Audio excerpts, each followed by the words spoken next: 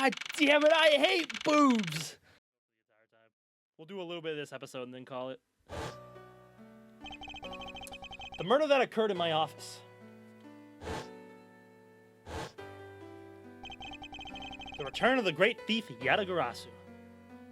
I missed her, I didn't. Nah, I'm just kidding. She was alright. Thinking back, everything began on that fateful day, 2 days ago. 2 days earlier. Man, what? So is this a past one? Oh, okay. This was him coming back, I guess. Go you! Go me! Yes, everything began high up in the air, 9,000 feet in the air to be precise. Jesus, thank you for flying. We are currently experiencing some slight turbulence. We are asking all passengers to please return to their seats and fasten their seatbelts.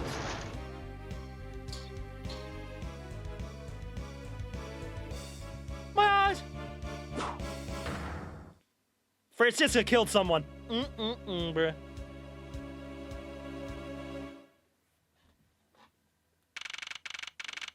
Miles, get up, buddy! Get up! What are you doing? My head.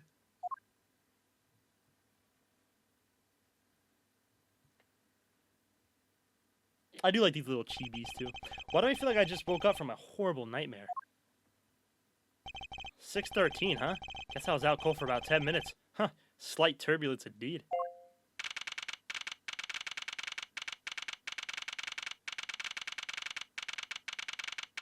Ladies and gentlemen, we are currently dealing with some slight turbulence. For your safety, we ask that you return to your seats and fasten your seatbelts. I suppose turbulence is to be expected on a flight. Though admittedly, I'm less than comfortable with anything resembling earthquakes. Oh, you just dropped your shit in juice. What's this? Travel wallet?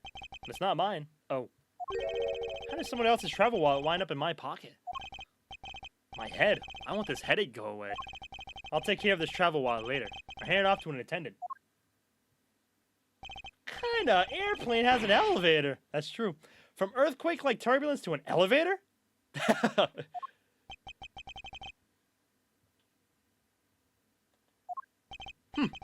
am I doing hesitating like this? Actually, I know full well why I hesitate. It was when I was still but a young child. I was caught up in a murder that happened in an elevator. But how long am I going to let my past haunt me?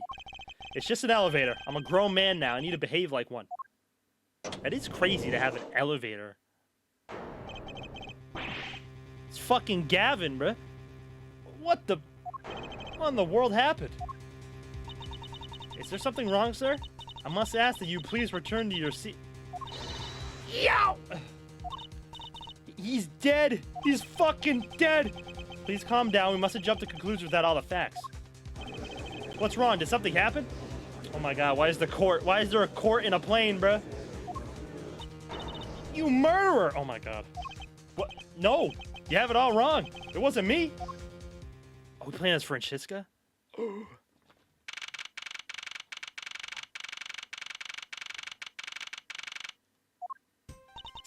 Everyone, I am sorry to interrupt, but I have an important announcement. I am one of your flight attendants today, Rhoda Tenera. Unfortunately, we have just had a minor accident on this flight. Minor? Yo, look at Edgeworth! Why is he tied up, bruh? An accident? Don't treat us like we're stupid. I caught a glimpse and it was a murder. Yo? Why is that guy drinking so much? What murder? What's going on with this flight? Everyone, please calm down. There's no reason to panic. This flight will stay on course and make its scheduled landing. We are still currently in the middle of a rough patch of turbulence. So we are out of this area of turbulence. I ask that you please remain seated. But someone was killed, right? I mean, what about the killer? Let me off. Victim was seated in the first class like myself, but I don't know his name. I guess. I've never been in first class myself. Please, there is no need to feel threatened. We've already apprehended the culprit. Yo. Y'all see Miles Edgeworth down here in the bottom right, bruh?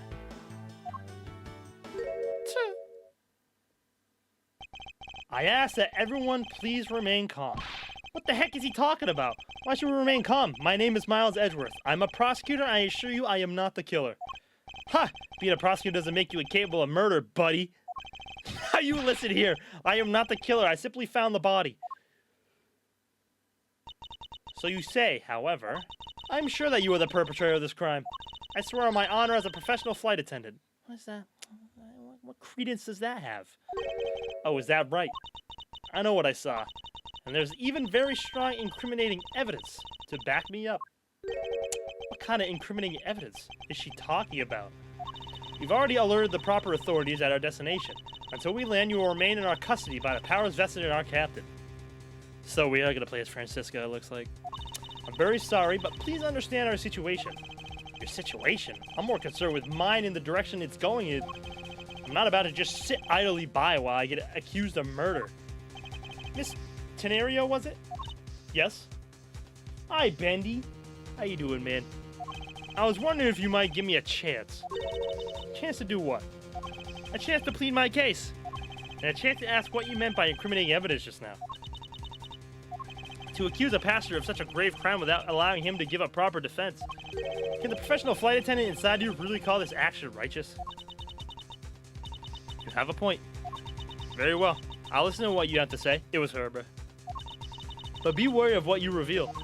I'm afraid you'll only look even more suspicious if your explanation fails to satisfy. I also do not have the time to deal with you all day, so please make it quick. Of course, as you wish. Good. Very well then. Let's get started. I know for a fact that I didn't kill that man in the elevator. What I don't know is what sort of evidence she has up her sleeve. Or what sort of plane has an elevator. But I'm certain it doesn't fit with how the crime really occurred. Got pizza, I'm chilling. W pizza, bro. I swear to tell the whole truth as a professional flight attendant. Unfortunately for you, Mr. Edgeworth, I am certain you are the killer. The scene I saw in front of the elevator. It was you standing there with fresh blood dripping off the murder weapon.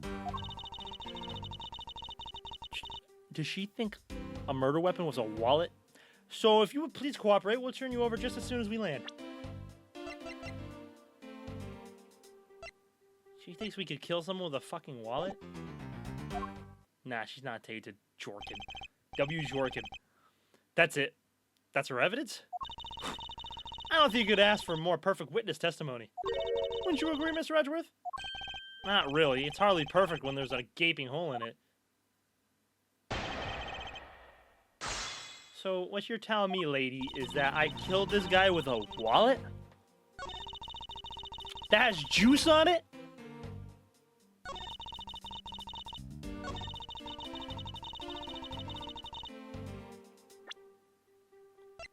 Lady.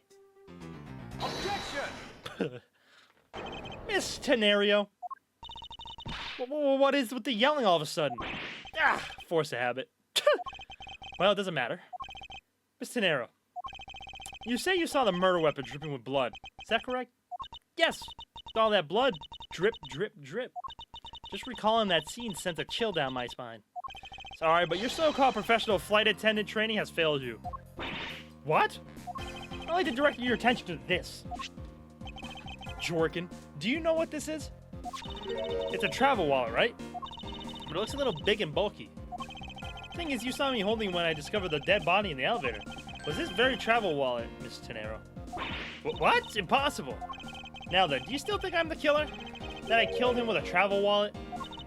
But I saw blood drip from the wallet, I know I did. As you can see, this wallet is clearly stained. But if you would be so kind as to take a whiff, I think you would agree it's only grape juice. That's right, you mistook grape juice for blood. A murder weapon dripping with blood does not, in fact, exist. There, that should clear up that pesky accusation. Oh, wait just a second. That is... I mean, even a wallet could be deadly if it was wrapped around something heavy.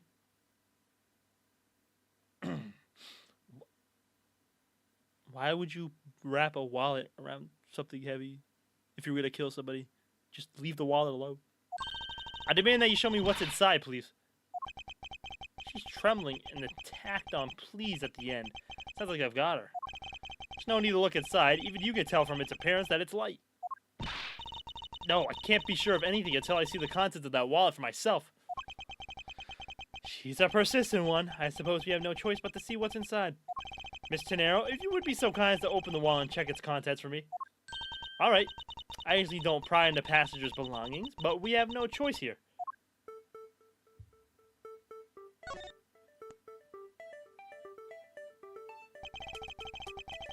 Republic of Borginia. Wow. We're doing Borginia again? I mean, granted, this was before this. So these games take place right after the original Ace Attorney trilogy. So this takes place right after Trials of Tribulation. So this would be before L'Amour in 4. So, do you need this level of IQ to be a flight assistant? I could apply. So could I. It seems that this passport is all that's in here.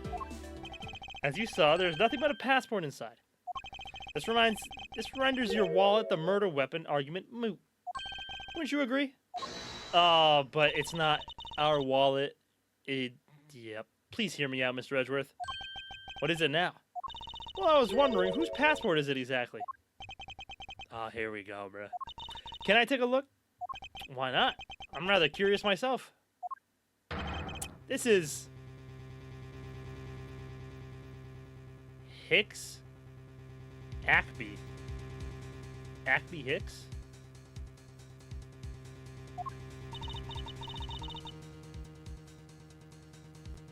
Just as I thought. This is travel wallet belonging to Mr. Ackby Hicks. Ackby Hicks. What play on words is that, bruh? Somebody figure it out. Which makes it the victim's property. You stole the victim's wallet, didn't you? How dare you? You said it yourself. You claimed to be holding this wallet in your hands when I found you. Perhaps I did misconstrue the wallet for the murder weapon. But it seems that I wasn't wrong about who the culprit is. Oh my god, bro, this lady. As you claim, the murder weapon is not the travel wallet. However, it is something you stole from Mr. Hicks after you were done with the vile deed. I find it hard to believe myself, but your motive was very simple. You were out to steal Mr. Hicks's money, weren't you? Man, what? So even though I didn't have the murder weapon on me, you still suspect me, I see. You stood up at the crime scene with the victim's wallet in your hands. How can I turn a blind eye and not suspect you of foul play?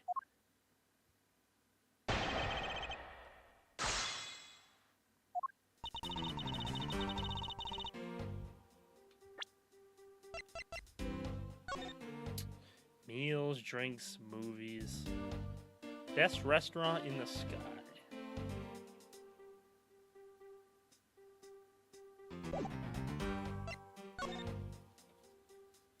No, because all of his money is in here.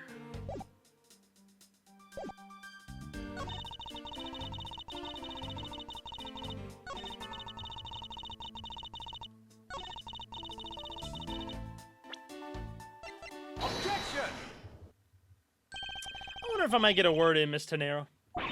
Well, what is it now? Miss Tenero, I wonder if you noticed the contradiction within your own testimony. What are you talking about? It's simply impossible that the motive for this murder was monetary theft. One glance at the crime sheet should have told you that. What about this scene would prove that the motive for the murder weapon was not the money? I don't know, all the fucking money on the ground? Take that!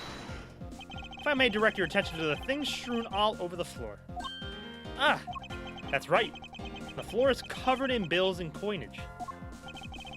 By your rationale, these were the very things the killer was after. Ah, I think we can assume that the wallet was found during the victim's struggle with his killer. And I would think that the killer would have noticed something like money scattering everywhere. Furthermore, as you can see, there was no effort made by the killer to gather the money. But the wallet... Ah, yes, the wallet. You will also recall that the only thing in the wallet was Mr. Hicks' passport. If you are really insisting on that it was crime based on greed, then you're claiming that it was all for an empty travel wallet. Yeah, I'm not forgiving you. Nope. Officer, it was her. Hey, what the heck? Why are you saying the attendant's wrong? So that this guy isn't the killer? Who is this clown on the right, bruh? Don't believe it, everyone. It's a trick. Will you all please be quiet? Miss Tenero. Yes? You lost your cool when you saw the dead body. Plus, the lounge was dark and looking into the light from the elevator.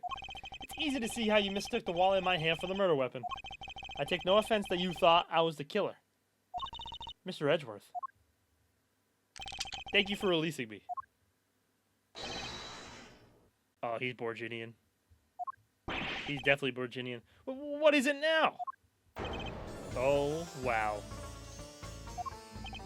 Mr. Nero, if you could please translate, I'd be much obliged.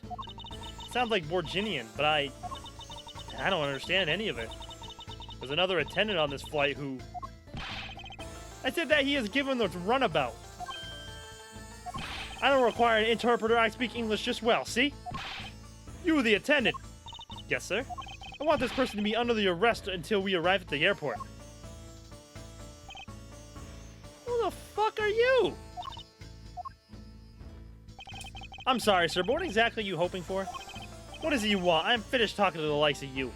Please, I'd like to hear why you would like me to be held under arrest until we land. How dare you try to waste my time? You were the one who stuck your nose into my affairs. I want to spend even at least one more second with my precious art. I have no time for other things. I know what you are. I see through you. Insolvent. Yes, I'm pretty sure that's how you say it in English. Well, I should hope I'm not monetarily bankrupt, but I don't think that's what you meant. I'm sorry, but I don't think I caught your name. I'm Zinc LeBlanc. Zinc LeBlanc II. I'm a very wealthy man in Borginia. But I am not an ordinary rich man. I am an art dealer, a rich seller of beauty. Oh. So you forged all that. Mr. LeBlanc, what do you mean just now? Pardon? When you said that Mr. Edgeworth was giving me the runabout, I had to explain? Unbelievable. I will say it once and only once. I do not have even a second to waste. Time is money, as they say. You're on a plane, my guy. Yes, and yet you continue to blather on. I saw it. Yes, I did. I saw the victim go onto the elevator, going down to the lounge. It was exactly at 6 o'clock. Why is there an elevator on a plane?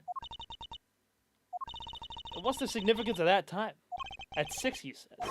But wait, you saw him at 6? Ah, what's the matter, Mr. Edgeworth? He understands, I see. Miss Attendant, what time did you discover the body? Oh, it was a little after that patch of turbulence, so I say around 6:15. Ah. Hicks was his name, was it? And I say that man Hicks was killed in the 15-minute time span. And the only person in the lounge at the time was this prosecutor, yes?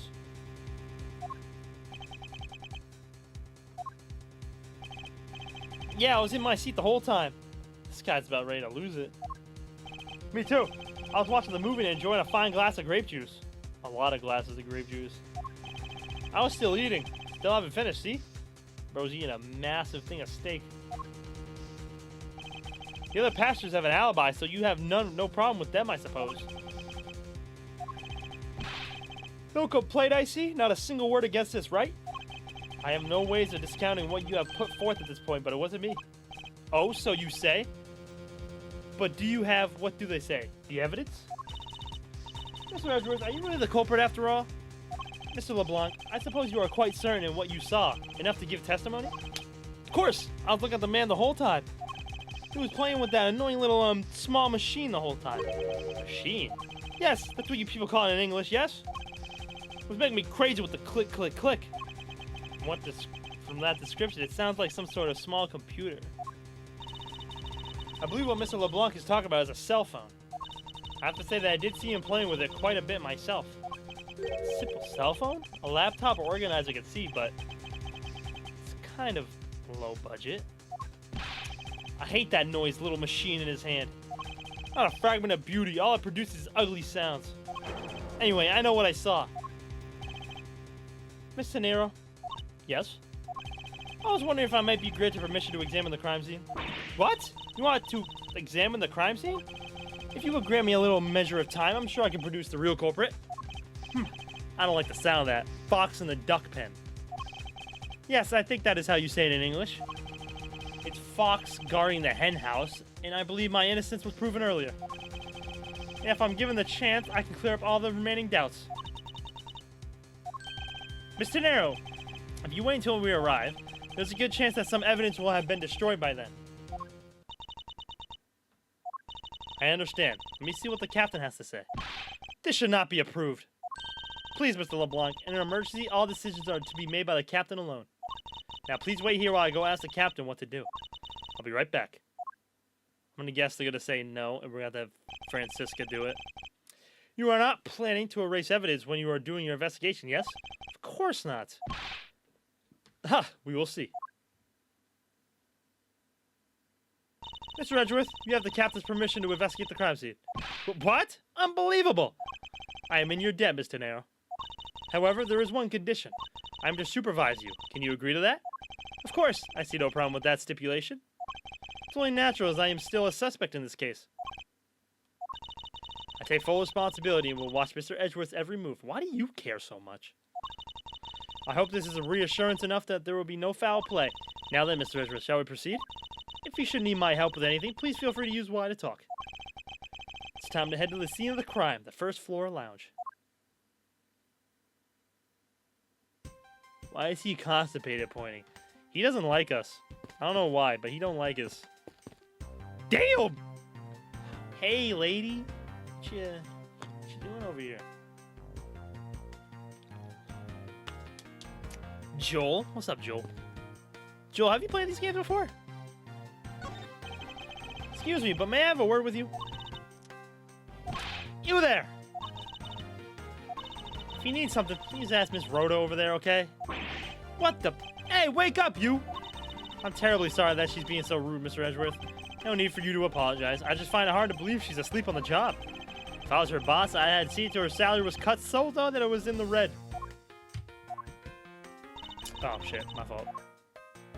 Wait. Captain's permission. Mr. Nero, I'd like to ask you about the investigating the lounge. As long as you have the captain's permission, I can't stop you from looking around. If you can pass a message along, tell him I'm grateful for his spirit of cooperation. I will. However, please realize that you are still under suspicion. To be honest, I still have my doubts about you. Of course, and I take no offense. Do you really understand what I'm saying? Yes, verily. Do you pinky swear you do on your honor as a professional prosecutor? I pinky swear I do on my honor as a professional prosecutor. Well, I guess that settles that. I feel my honor as a man slowly diminishing.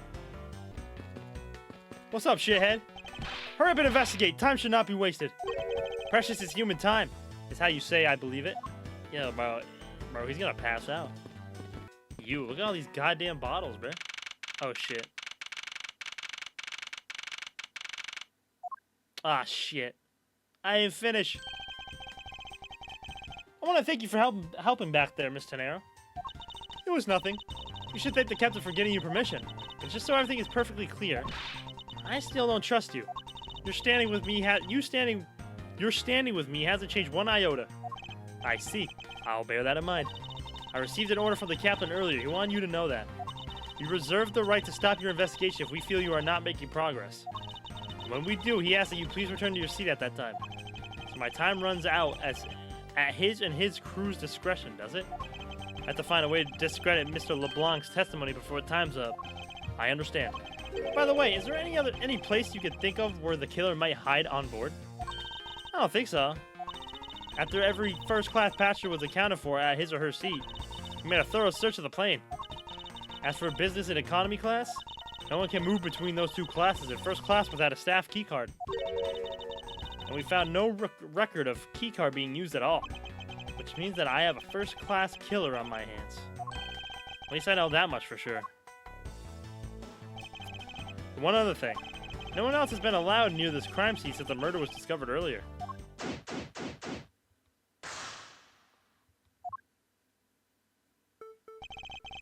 Now then, let's get started. Where should we start from? Let's start with Mr. LeBlanc's statement. The crime occurred between 6 a.m. and 6:15. During that interval, the only person in the lounge was myself, which would make me the prime suspect. However, since I did not kill Mr. Hicks, it means that the killer was around somewhere. If we are to believe what you say is true, then yes. The first order of business will be to gather information to win your trust. There's some spilled grape juice in front of the elevator. I assume it was spilled during the turbulence. Oh, we must clean that up or someone might get hurt. Aha! BT-770 Pros. Never heard of them. What is it, Mr. Edgeworth? Found some very important evidence. What is the important evidence in this scene? Fucking broken glass. Eureka! Take that! Take that! What is it?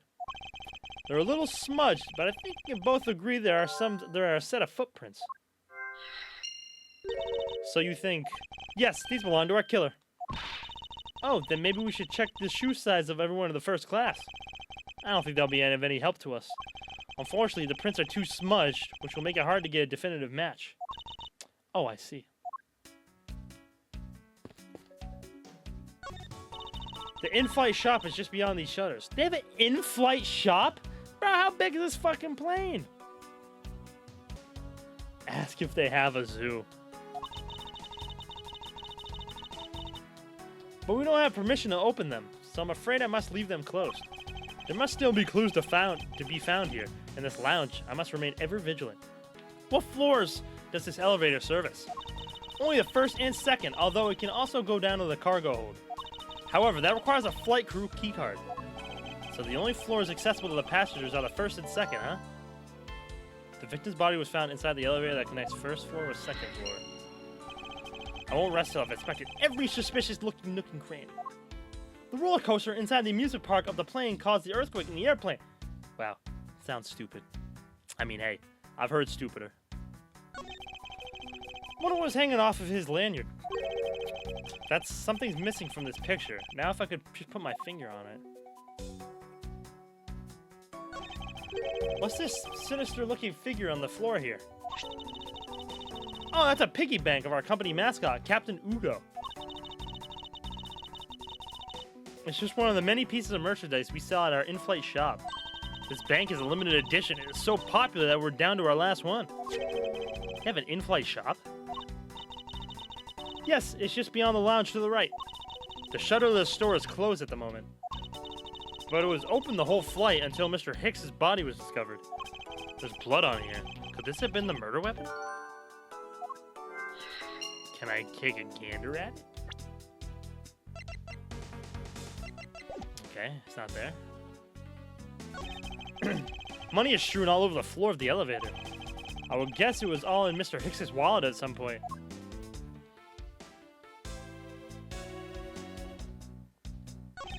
I doubt anyone was expecting to find a dead body in an elevator on this flight. So Mr. Hicks, he's really dead? Yes. She's trembling, although I can't fault her for that when there's a corpse right there. Mr. Hicks, if you're really dead, then please answer yes. I see she's over the trembling now, although a new symptom seems to have appeared. Anyway, I should focus on the victim's body. Let's see. There's blood on the back of Mr. Hicks' head. Could this be the cause of death? He appears to have been struck very hard. Even his glasses are broken.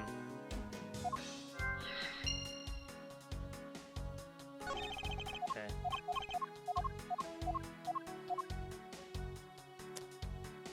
Looks like everything I can inspect so far.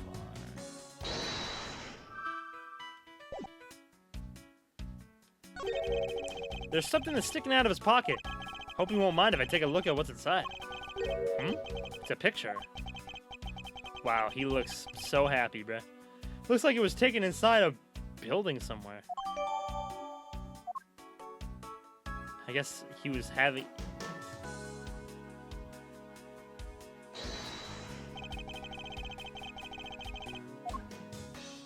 Eureka! Eureka! Mr. Hicks's machine is nowhere to be found. His machine? His cell phone, Mr. Nero. Ah, so I guess it's because it's not here. Yes, I think we can safely deduce that the killer took it. Missing cell phone. The victim supposedly had one, but it has gone missing. Did the killer take it? Eureka!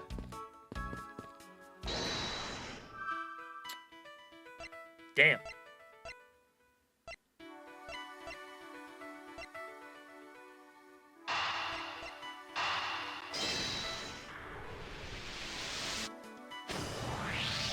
A statue with blood on it lying next to the body of a man who was beaten to death. Oh, Mr. Edgeworth, I think I figured something out. Yes? What is it?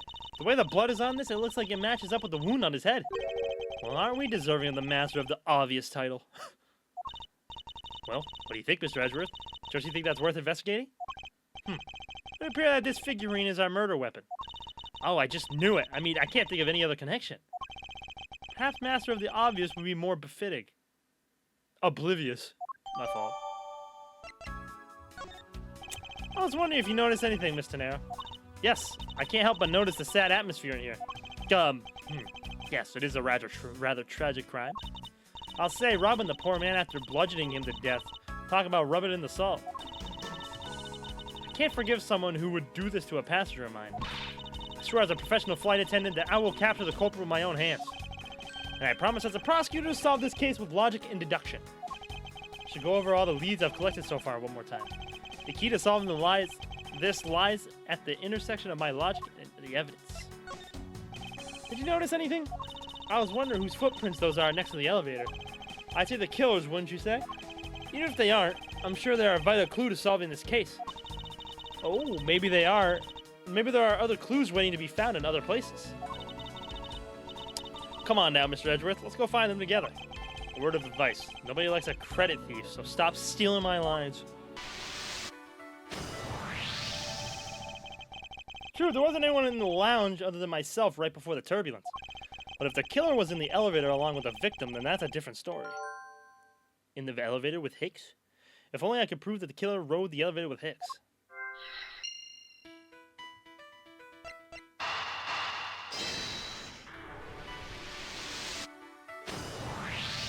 I have it!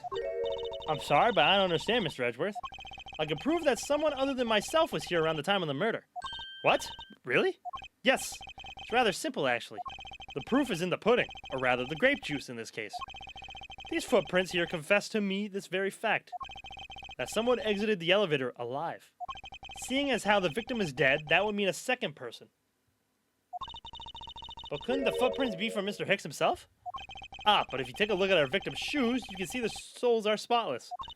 Which means Mr. Hicks wasn't alone in the elevator. In fact, it's quite the opposite. There was actually one other person inside the elevator.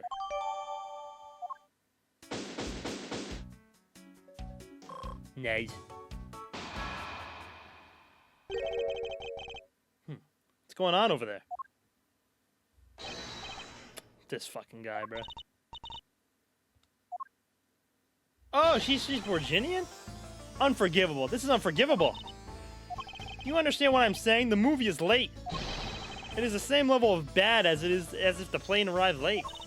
But the movie... What? I will not talk to you anymore. You are just wasting my time. What does it matter, Mr. LeBlanc? This guy is the definition of Karen. If there is no emergency, please return to your seat, sir. Do not tell me what to do. I need not to sit down. Well, Mr. Prosecutor, did you prove you are innocent yet? If you would like, I will prove my innocence to you right now. What nonsense. Are you mistaken? Are you saying my eyewitness testimony is mistaken? Not mistaken, merely that there is room for doubt. I'd be most honored if you could please tell me what you saw in detail once more. Fine, shoot yourself.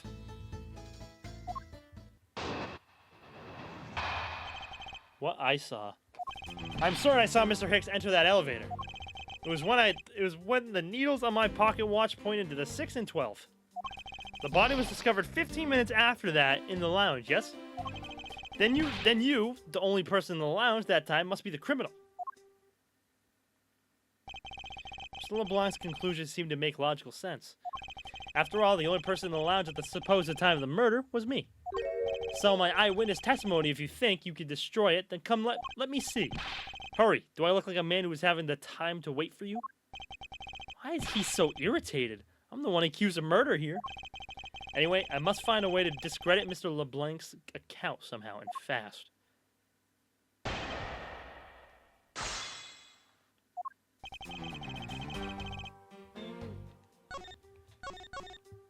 Burn burn it.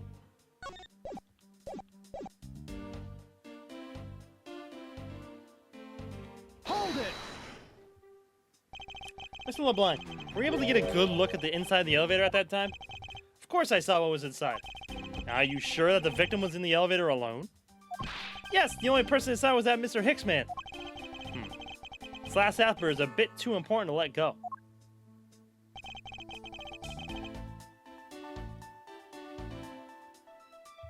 Hold it! Was he really alone? Of course! I will bet even 1 cent. A cheap ante for a cheap testimony. But if that's how you want to play it, I'll happily take your 1 cent. Give it! Gib.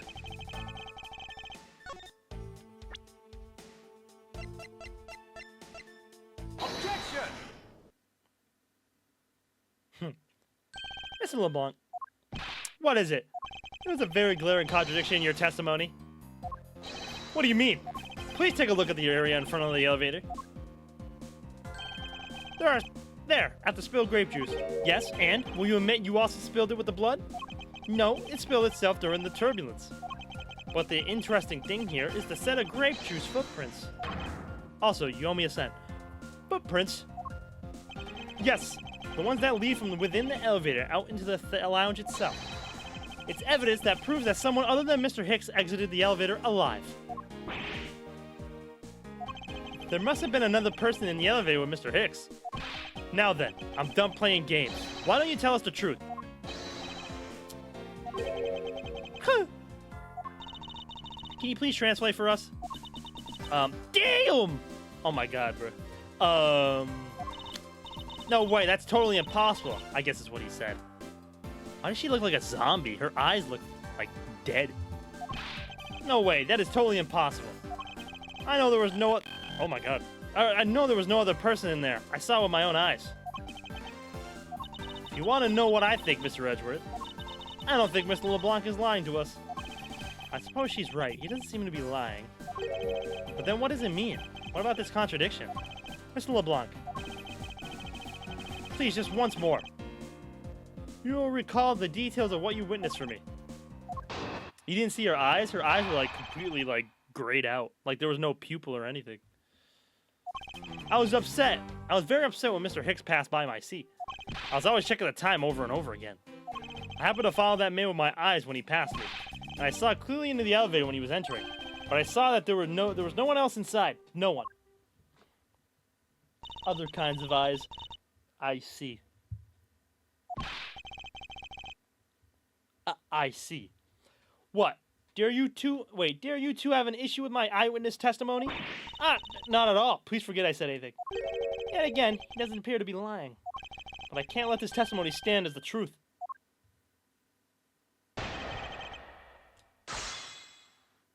Bro was sweating.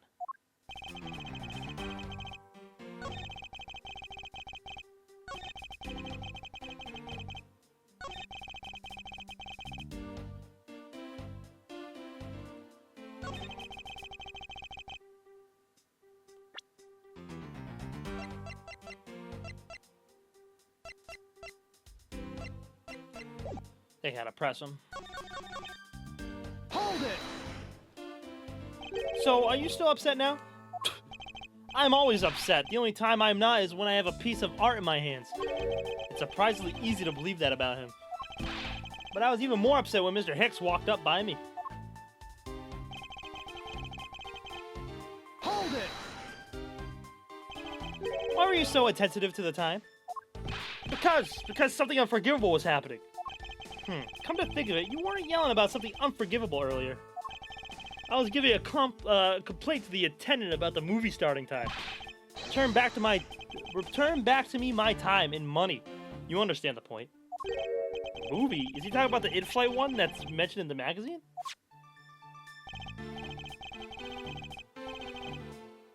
A summary of the plot and its start time. Interesting. So from 6 to 8. Meals, drinks coming at 6. All times shown correspond to our departure time zone. Oh, so is what they're going. Interesting. Are they gonna go with like some time zone type of thing? They were supposed to show License to Love, Laugh, Maim, and Murder. I cannot see that movie in my country. You can only see it on international flights. I look forward greatly to that movie. I check my pocket watch whenever possible so I would not miss it. I even set my pocket watch to the destination time when I came on board. So my watch is not wrong. It matched the schedule. But the movie was still late. Very, very late. Hold it! Your pocket watch. I'd like you to ask a little more about it, if that's alright.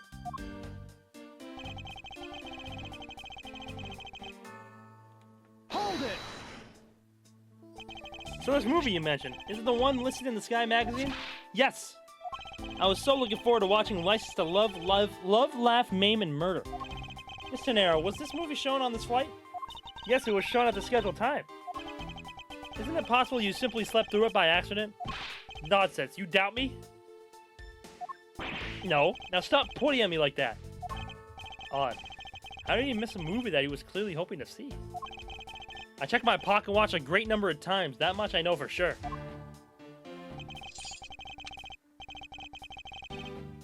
Hold it! You're sure about what you just testified, Mr. LeBlanc? Oh shit, my fault. Yes, of course, I'm a very busy man. I am immediately busy when I land. I have many places to go and no time to waste adjusting my pocket watch. I see. That was a very valuable statement you just made. Flatter me all you want, but you will not get 1 cent out of me. You already owe me a cent. That's alright. All requires this piece of testimony.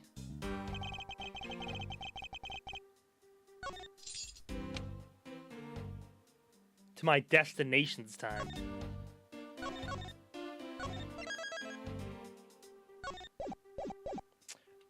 I object.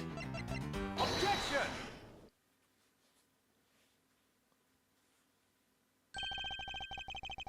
Mr. LeBlanc, you said this just now in your testimony. You already know what to do. I got it, bro. Bro, now if your watch has been set to our destination's time zone, it would mean that your watch is displaying the time of our destination. Yes, and the correct time is worth 6 cents. I would like you to take a look at this. If you believe the Sky magazine, clocks on this flight run in accordance with the time of departure time zone. Of course, the movie schedule was also created with that in mind. This scenario, for confirmation's sake, what time zone is this flight aligned to right now? Well, we made a short stop at a transfer point. That's right. It was in that small Asian country, the Republic of Zhengfa. But we didn't readjust to our on-board clocks at that time. So right now we are still running on Borginian time. What? The time difference between Borginia and our destination is 9 hours. Wow, so you really fucked up. In that case, it's only natural that your watch would be out of sync with the schedule.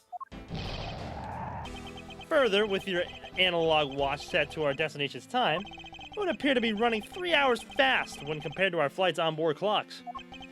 It also changes everything about your testimony. You can bet 1 million cents on that. In light of this information, it means you saw Mr. Hicks 3 hours prior at 3 a.m. How do you fuck up that much time?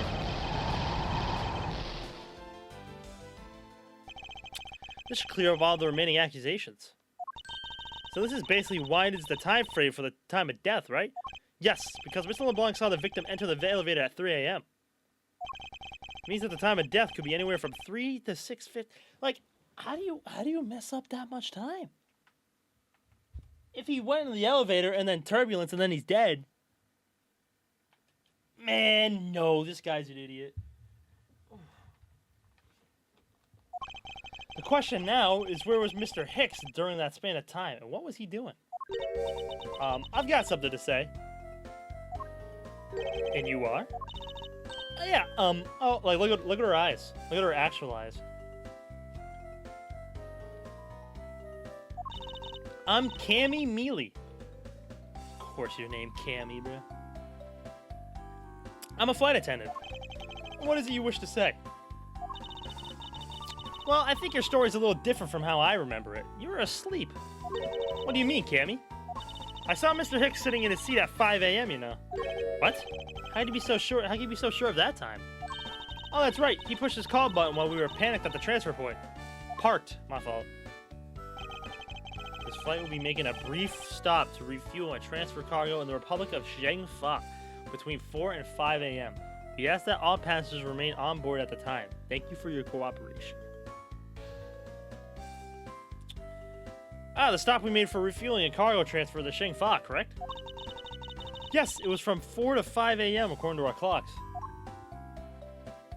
And during that time, did any of the passengers leave or did any new ones aboard this flight? No. Not a single person got off or on in Zhengfa. What about the flight crew? The few who were handling the cargo transfer might have temporarily gotten on and off. But eventually, everyone, including Cammy and myself, came back on the plane. So basically, I could assume that no one left or got on since our initial takeoff. Interesting. I should keep that in mind.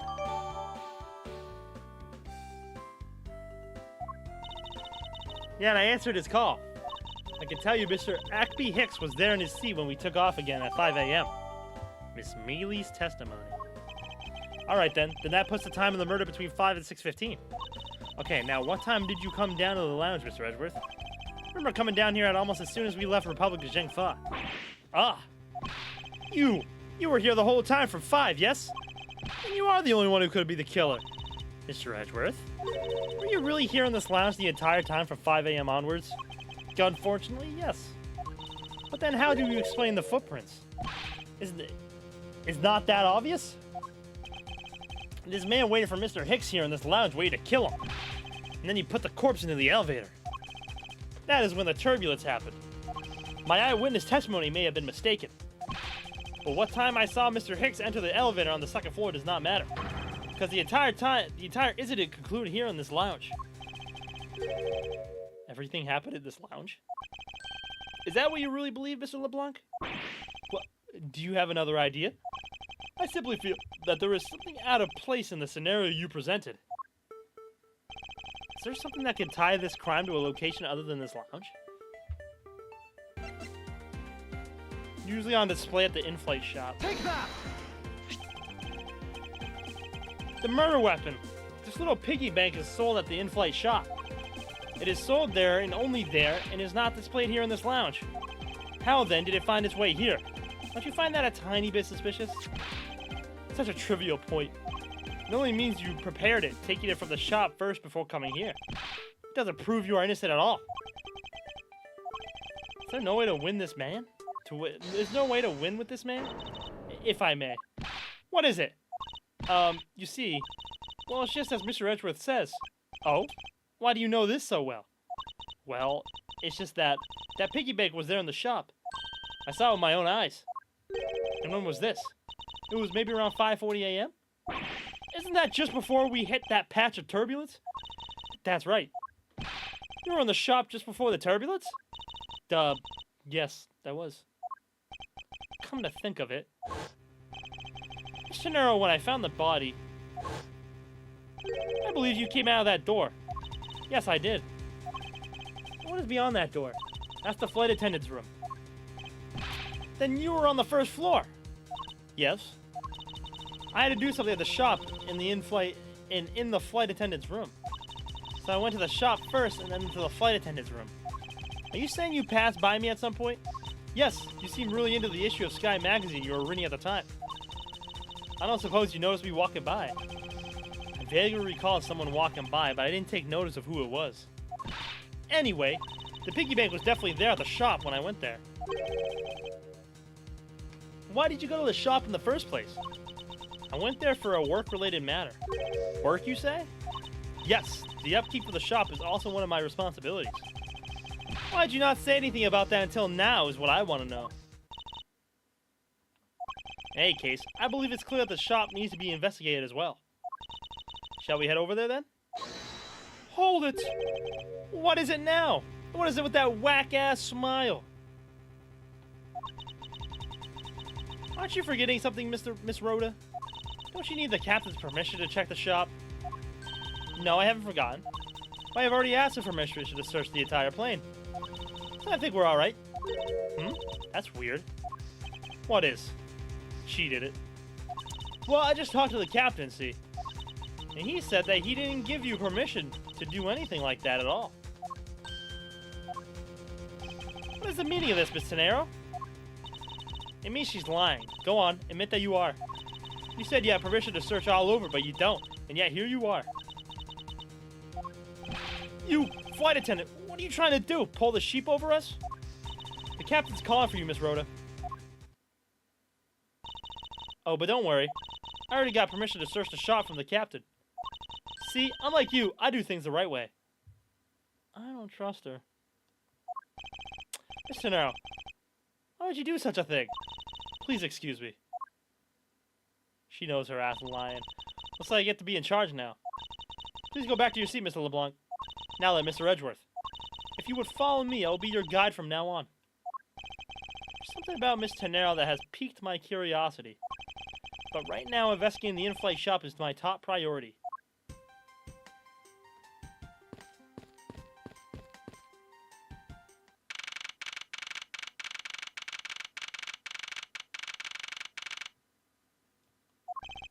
So this is the in-flight shop.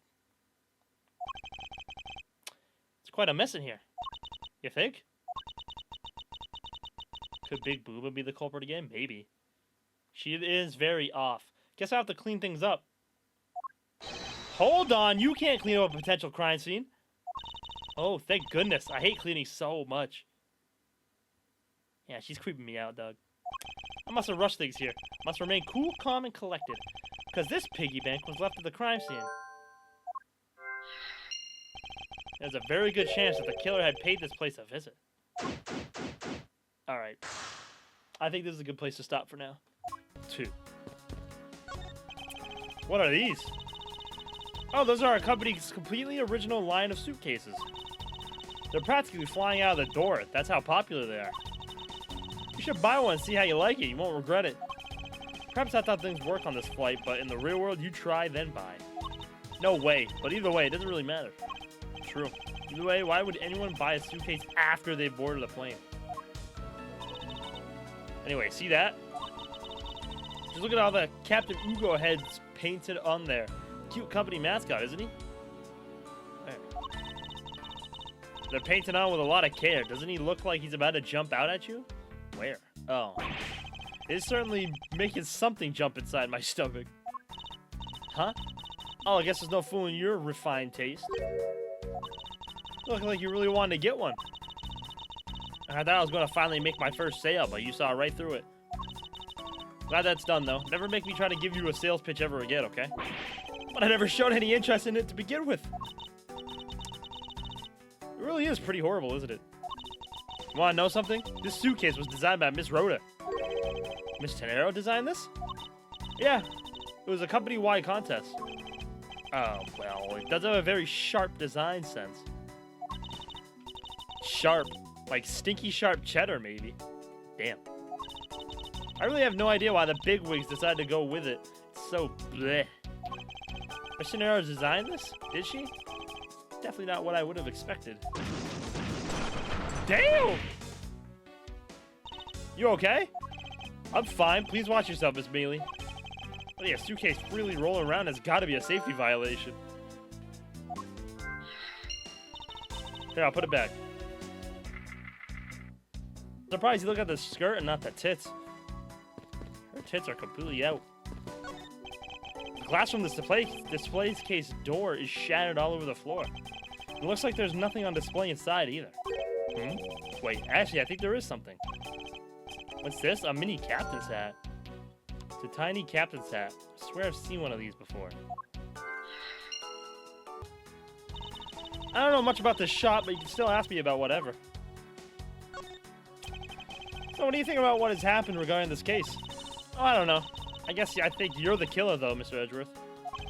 I can assure you that I'm here in this shop to prove just the opposite. She keeps falling asleep. Yeah, but it was me that got you the permission to look around. You know. Don't forget that, okay? How am I supposed to thank you properly if you insist on falling asleep? Well, you know what would really show your things? You see that item for sale over there? Sorry, but you're going to have to make do with my words of appreciation. Like I said earlier, I was the one answering people's calls while we were refueling in Shangfa. Mr. Hicks was in his seat at the time. What time was that again? You called it around 5 a.m. You were at your seat around then too, you know. I do recall people calling for service at around that time. Even if it turns out to be a waste of time, I must stand firm. I just know that there was a vital clue or two awaiting me here in this shop. Miss Rhoda said that this piggy bank was in the shop, right? Don't you find her a tiny bit suspicious? I find you suspicious. I don't think I can say either way yet. There's not enough evidence to convince me that she was lying about anything back here. Are you sure about that? That's what I said yesterday. Her eyes, they have no pupils. They're just solid. You like my prosecutor's badge? Oh, I'd love to have this piece of jewelry. Can I have it? No, you may not. This is a prosecutor's badge. Pooey, then why did you show it to me? I wanted to prove to you that I really am a prosecutor. And that it's not possible for a prosecutor like me to commit such a crime as... I see that I'm just wasting my time with Cousin Hare here.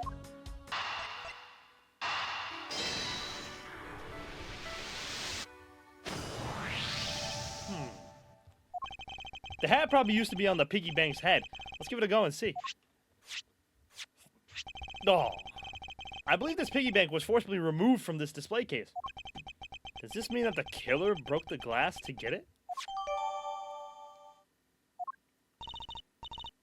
Really? Don't tell me you don't know what things go where in the shop. Don't tell me you don't know what things go where in the shop. Well, I don't. Miss Rhoda's in charge of this place.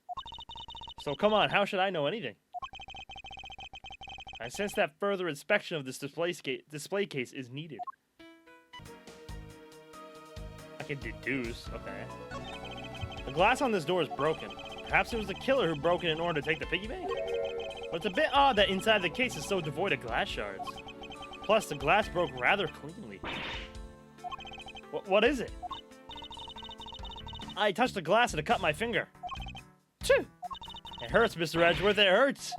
Please tell me you can deal with such a minor cut on your own.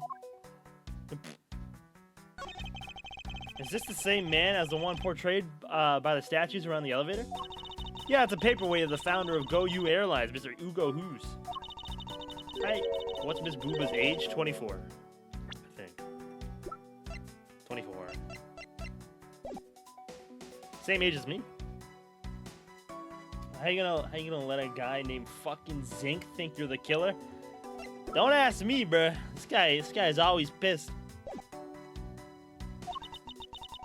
On the top shelf, that's the floral version. Floral? Are you sure about that? Let me guess. You just said the first thing that came to your mind, right? Looks like hit the bullseye.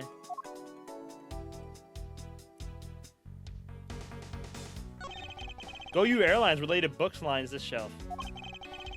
The history of Go You Airlines, the future of Go You Airlines. The 7 wonders of Go You. Fight on, Go You Airlines. Working name, You Go Airlines. You Go You. Heart.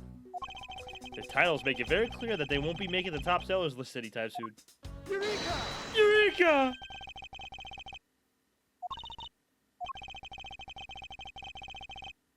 Oh shit, my fault. I thought I got it wrong. There's definitely something very unusual about this. About what? If the killer had broken the glass to get at the Captain Ugo bank, there should be shards of glass inside the case itself. Oh, I see. Yeah, I guess it'd be like that. However, there's not a single piece of glass inside the display case. Nope. No, there isn't. Which means that the glass was broken from the inside out. The piggy bank must have fallen over from the turbulence and right through the glass. Yeah, that's for sure. There's so much glass all over the floor. I'm willing to bet that this hat was knocked off its head at that time, too. That's nice. Which leads me to believe that the killer took the Captain Ugo bank from here after the turbulence. The plane shook so much during it that it made a huge mess of the shop.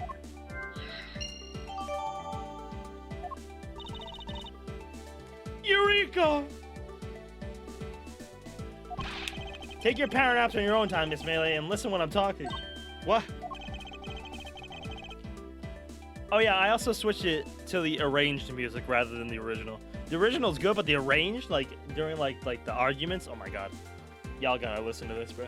But the murder occurred before the turbulence, which rules this piggy bank out as the murder weapon. So you mean the bank's not the real murder weapon? It's a fake? Yes. At this point, that is a very real possibility. But then what if the killer went to take Captain Ugo? They broke the glass by accident. The display case is locked, so that's highly unlikely. Yeah, but there's one person who could have. Oh, and who would that be? Miss Rhoda, of course. I mean, she's the one in charge of this place, so she has the keys to everything. Miss Rhoda Tenero, huh?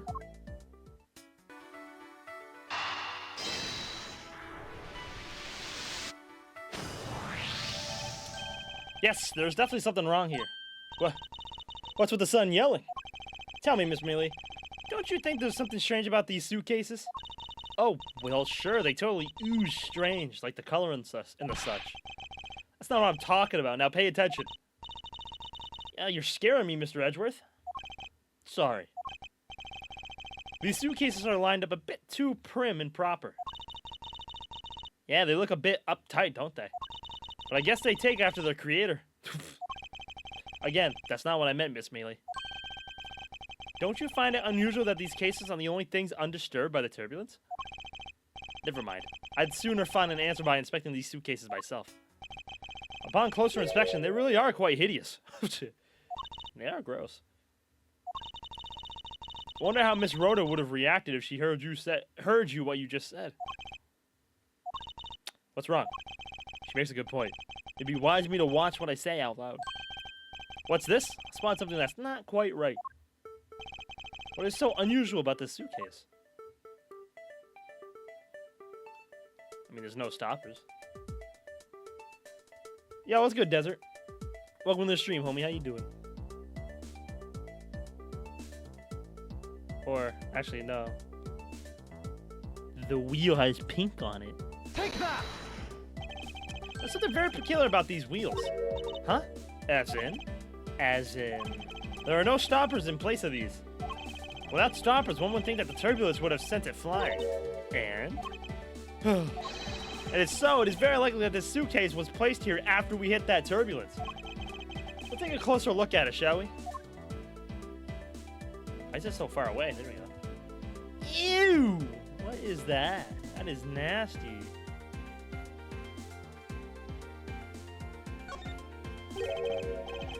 What's this? The wheel is completely covered in something. There's color in the scent, and it appears the substance in question is grape juice. A marsupial. Looks nasty. Whatever it's called. I think you were right. But why would there be juice on the wheel of a suitcase? I wonder, bruh. This is apparently designed by Miss Tenero herself. The design is certainly je ne sais quoi. I don't know how to speak French about it. Yes, perhaps that is the best way to put it.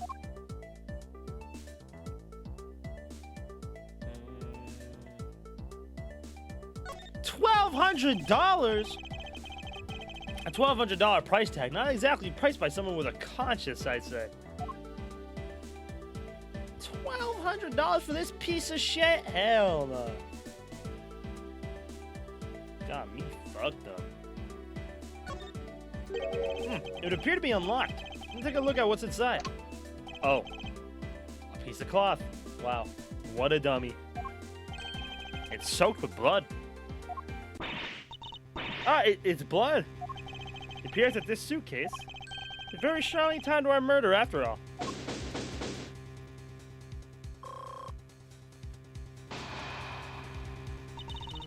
So explain this to me. What does the suitcase have to do with the murder? I believe it's pretty safe to say that the killer used the suitcase in some manner. Such as to move something, perhaps? But aren't you just talking about the cloth, then?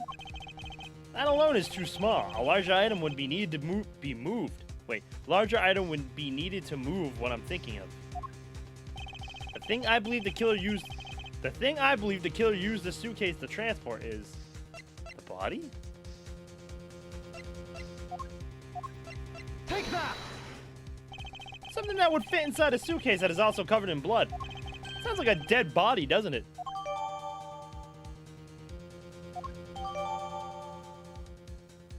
This beautiful pattern has been soiled by blood. But in light of this, I'd say that Mr. Hicks was moved into the elevator from someplace else, which means that the murder was committed in an entirely different location. So you're saying that after moving the body into the elevator, the killer brought the suitcase in here and just left it? Exactly.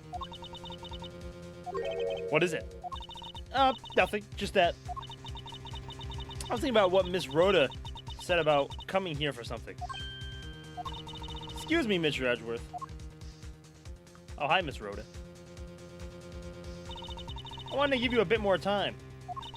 But I'm afraid I wasn't able to convince the captain. I'm very sorry, Mr. Edgeworth. The captain feels that he has allowed you ample time. He says that he'd appreciate it if you could wrap it up and return to your seat. I understand his sentiments, however, if I'm not allowed to complete my investigation, the crime scene may become contaminated by the time we land. If I must stop, then I insist I be allowed to oversee the preservation of the two sites. Under your supervision, of course. If that's your only condition, then I believe we can accommodate your wishes. I'm here to assist you in any way that I can, Mr. Edgeworth. Sounds like fun. We can camp out and watch over everything together. I found proof that the real crime scene was not in the lounge. I have enough evidence to prove myself to be innocent of any wrongdoing. Don't worry, Edgeworth, it wasn't you, buddy. And yet, regarding what Miss Mealy reminded me about Miss Tenero,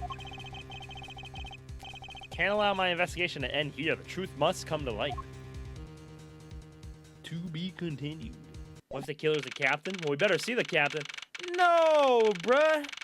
Yo, look who it is up here. Anybody recognize this guy, bruh? I know that once we had landed, I'm supposed to let the local police take over. And thanks to Miss Tenero and Miss Mealy, I was able to preserve the crime scene. But I just can't shake it. I wasn't able to talk with Miss Tenero in private. So I'm left wondering just what was it she was up to. Why did she do what she did? Must be a way for me to continue my investigation. I've been expecting you, Miles Edgeworth. And here she is, bruh. Hold on, I gotta let the music play for a second, bruh. Beep, beep. Boom, boom, boom, boom. And she's back.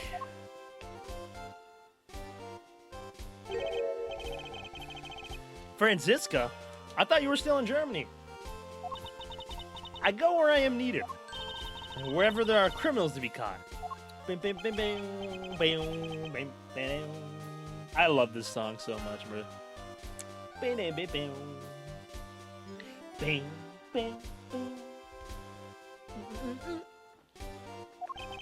The daughter of my mentor, Manfred von Karma. She is like myself, is a prosecutor. Not the dummy mommy, bruh. Are you heading up this case? It will be a bit of a relief if you are. Don't you try to flatter me, Miles Edgeworth. I'm placing you under arrest. What? It's quite frustrating, actually. I had hoped to exact my revenge on you in a different venue. But I have to take what I can get. I never thought I'd see the day. When a disciple of the House of Von Karma would become a criminal. Have you no shame? Are we kidding? What about your father? Bro's literally in jail. Wait, it has all been a big misunderstanding. I didn't kill the victim. A misunderstanding? I heard all about the murder over the police radio from the captain himself. Fuck you mean that was a fluke? That was not a fluke. Bro's literally in jail. You wait for the victim on the first floor and then beat him to death. Wow. Franziska, do you honestly believe that I killed a man? I suppose I should reserve judgment until after I have investigated for this for myself. I can put your arrest on hold until then. That's as it should be. I don't need a lecture on how to perform my duties from you of all people. To be perfect in every way, the fulfillment of that creed alone is all I strive for. Lost the Phoenix like 3 times. Well, I have my own creed which I must fulfill, so why don't we solve this together? I have to get going. The crime scene awaits. Don't you dare leave town. Trust me, I had no intention to. Detective Gumshoe? Yes, sir. Too slow. Yow! Yo. Listen up. I'm leaving you in charge of watching this man. Don't mess up, understand? Mr. Edgeworth? I'm supposed to guard him? A simple yes or no, detective. Yes, sir. Understood, sir. You just leave it to me. Miles Edgeworth, if you interfere with my investigation, I'll arrest you on the spot. Are we clear? Now then, if you'll excuse me. Good to see you again, Mr. Edgeworth, sir. Boy, am I glad to see you're okay. Thank you, detective. I believe in you, sir. You can lean on me. I'll get you through this. I have to admit, I'm a bit curious as to what Franziska is up to. Maybe I should ask the good detective. Very well. In that case, I have a few questions for you. Gumshoe!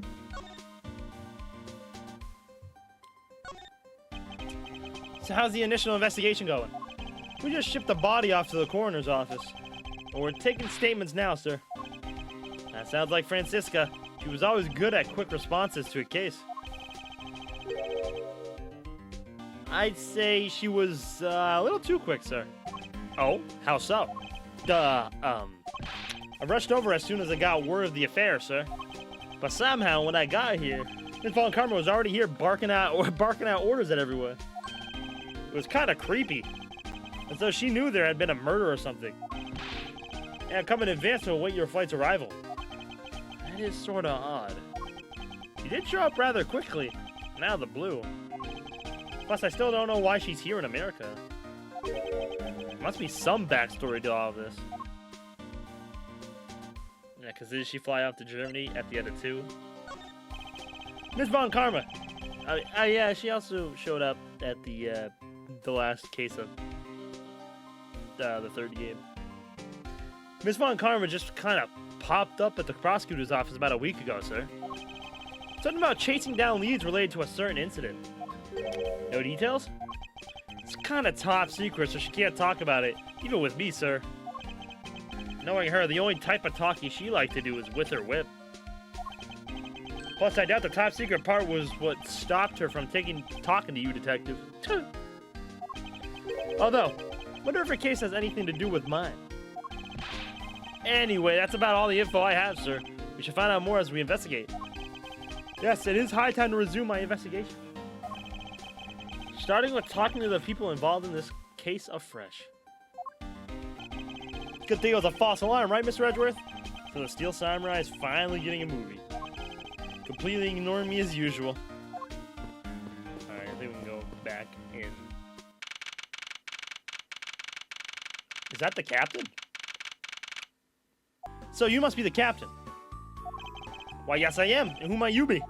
I am the prodigy prosecutor, Franziska Von Karma. I have a few questions for you.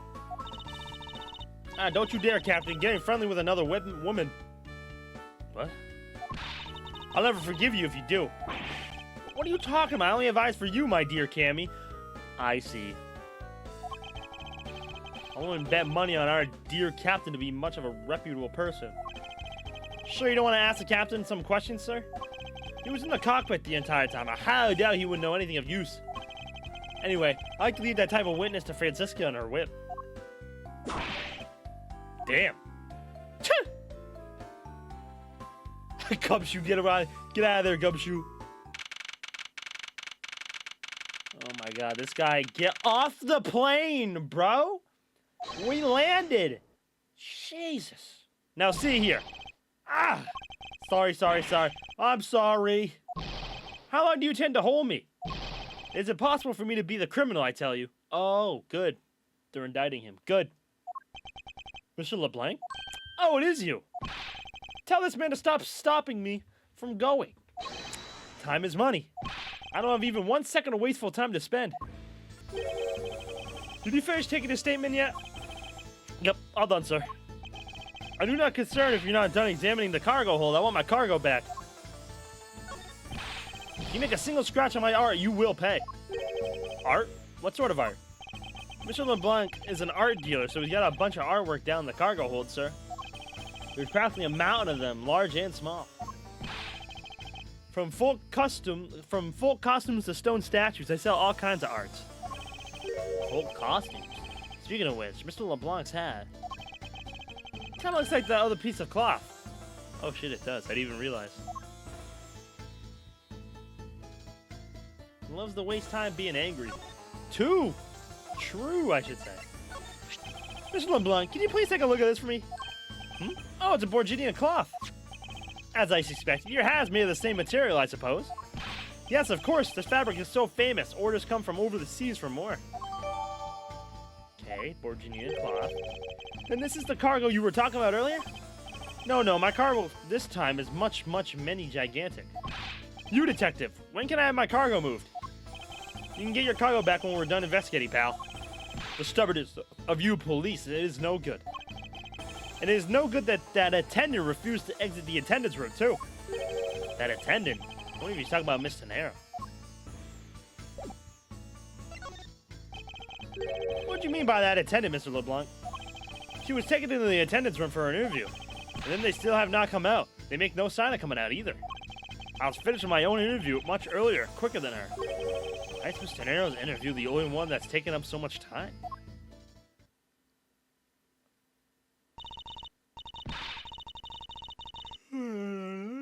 Excuse me. Miles Edgeworth, you were given free rein to examine the plane, weren't you? Yes, I was able to obtain the cooperation of the flight attendants.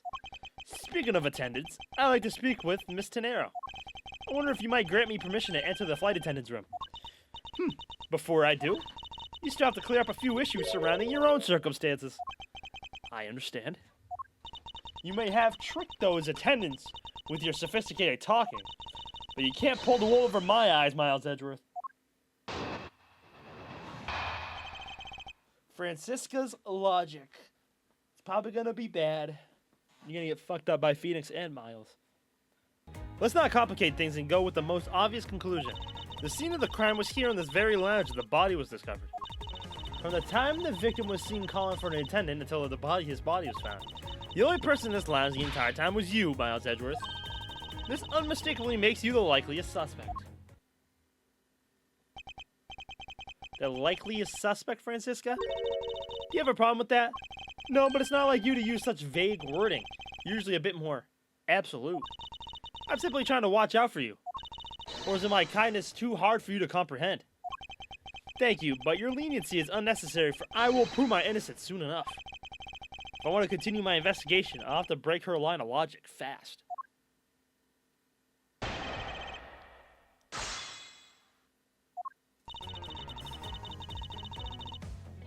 Hold it! Hold it? Don't you think you're being a bit rash by simply declaring me the culprit? I like my affairs to be simple and perfect. I'll show you the meaning of both when I finish this whole thing within 3 minutes. Hey, you say that like you're cooking a pack of instant noodles. Yeah! I won't allow even 3 seconds of useless testimony to be uttered in my presence. I see she hasn't changed a bit. But I won't allow her to send me to prison so easily. So tell me, Francisca, do you know all there is to know about the crime scene? I know that all that I need to know in order to arrest you. And nothing more? Are you saying there is more I need to know? Yeah! Why'd you whip me, sir? Sorry, Scruffy. My hand must have slipped. It would appear that Francisca doesn't have all the facts of this case yet.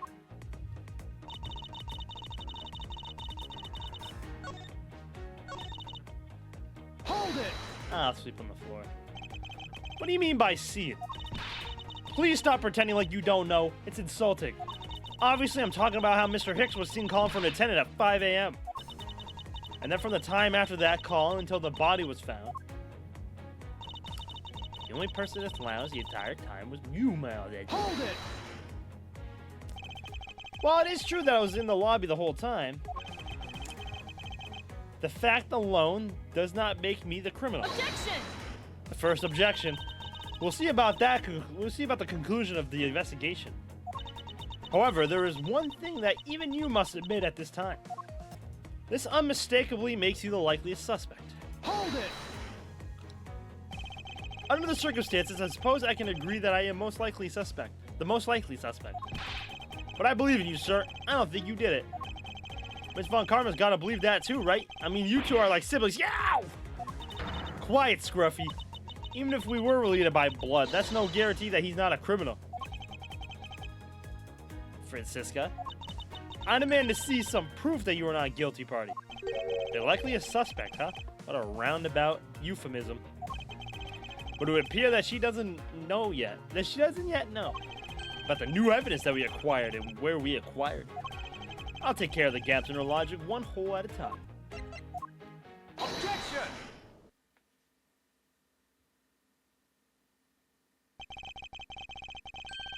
It would appear that you did not have all the information you needed after all. And what does that mean?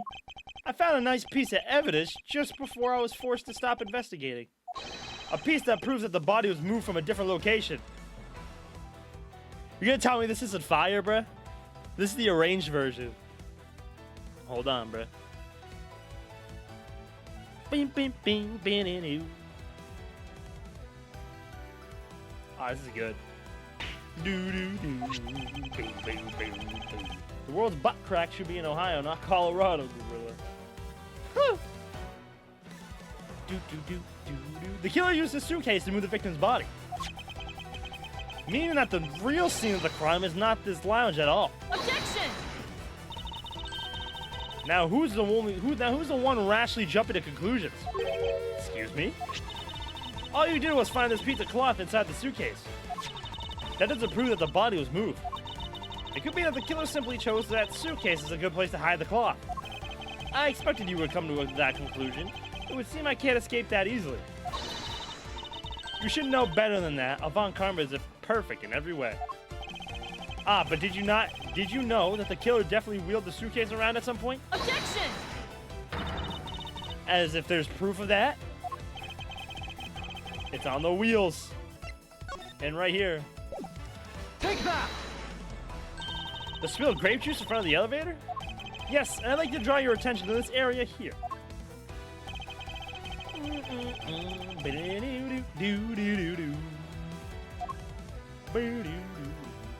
Take that!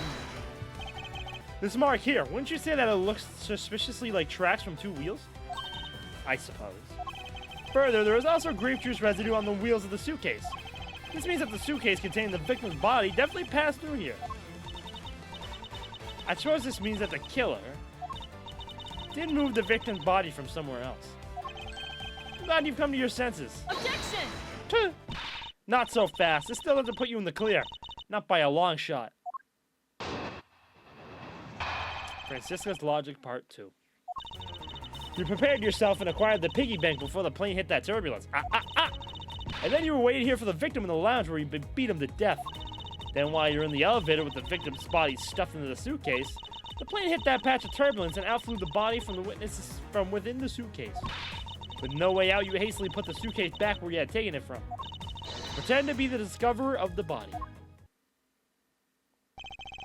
Not a bad bit of logic for something you thought of on the fly. Just what are you insinuating? That you smell.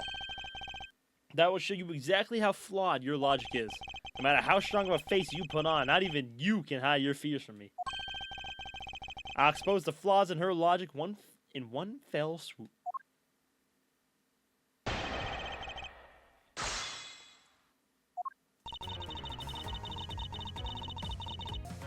Objection! That was fast. The fact that you took this piece of evidence into account in your testimony is to be commended. Your legal prowess is certainly something to be feared. Evidence and logic, essential tools that those who would stand in a courtroom must learn to master. But what if there was a fake piece of evidence thrown into the mix? A fake? This Captain Ugo Piggybank is just such a fake. It is not the real murder weapon. What? The timing of when the bank was taken from the shop is important. It was taken after the turbulence had occurred. But then what about the blood on the bank? What do you make of that? I assume it was added after the murder, when the killer fabricated this weapon. Looking at it this way, the killer basically did 3 things after the turbulence.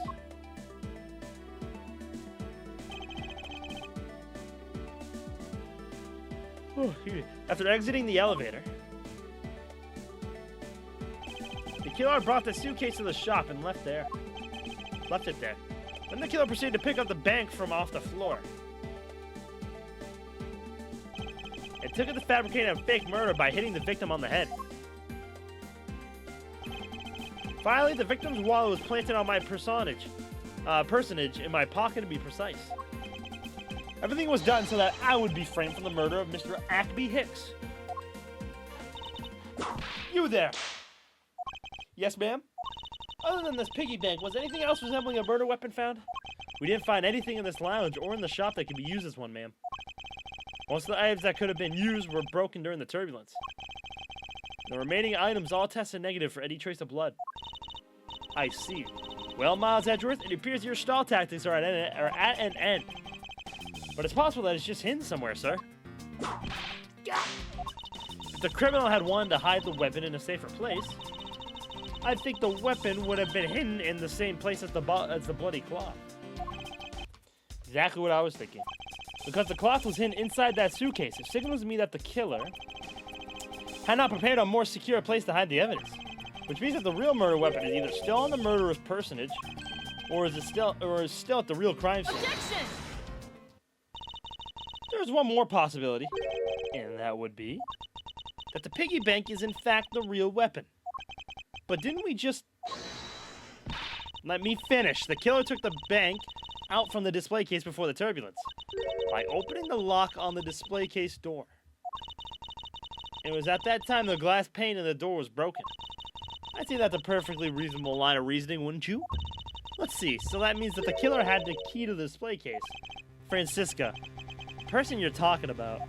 Not so fast. I'm not finished. The person I'm talking about also committed another sin. She tricked the captain and granted you permission to conduct your investigation. Yes, it is the sin of lying. Speaking of which, I recall that you also wish to speak with her. Yes. Very well, permission granted, but only if I can sit in on your interrogation. Do we understand each other? I have no intention of interrogating her, but you are welcome to accompany me if you so wish. It's definitely not this girl. Miss Tenero is in the flight attendant's room. Let's move. Not the guy who barely speaks English.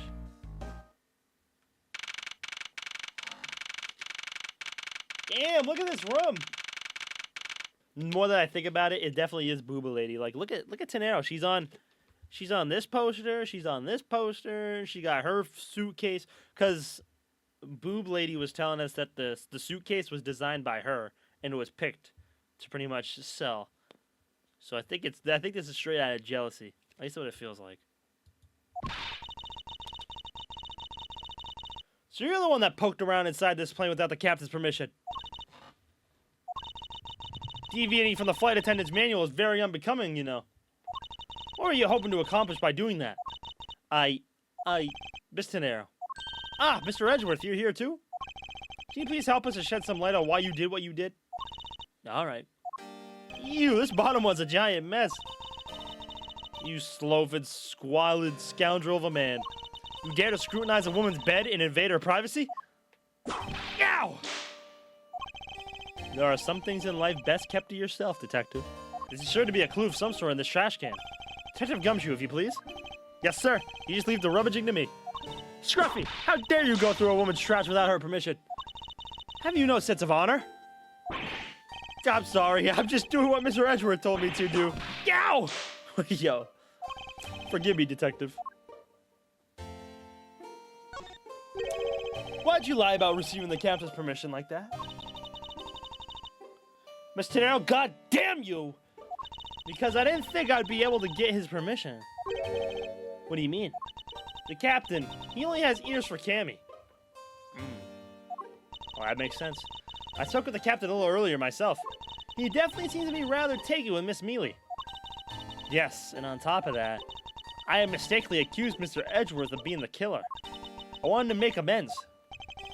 In that case, please allow me to thank you for what you did. Thanks to you, I was able to clear myself of all charges. Really? You were able to prove your innocence? Oh, thank goodness. Miss Tenero, is it? There's one more thing I'd like to ask you. You were in the in-flight shop just before the turbulence, weren't you? Please answer honestly. Yes, I was. And why were you there? Well, Why the sudden hesitation? Francisca seems to have struck a nerve. All I did was go check up on the shop like I always do. You're saying that it was for work then? Yes, I'm in charge of the shop, so I have to keep an eye on it. I don't have any reason to go there otherwise. After your visit to the shop, you paid a visit to this room, correct? Yes, I came back to freshen up and adjust my makeup. I'm sorry, but there isn't much else to tell. Miss Tenero claims to have no reason other than duty to go to the shop. But is that all there is to it? Maybe you should ask her about that thing. If you could please take a look at this for me, Miss Tenero. Oh, that suitcase. Yes, about this suitcase. You were the one who designed it, correct? I think I figured something else out about it. The suitcase is the reason you went to the shop, isn't it? There's nothing you won't find out eventually, is there? Won't you please tell me more about the suitcase? Yes, I was interested in seeing how the suitcase I designs were selling.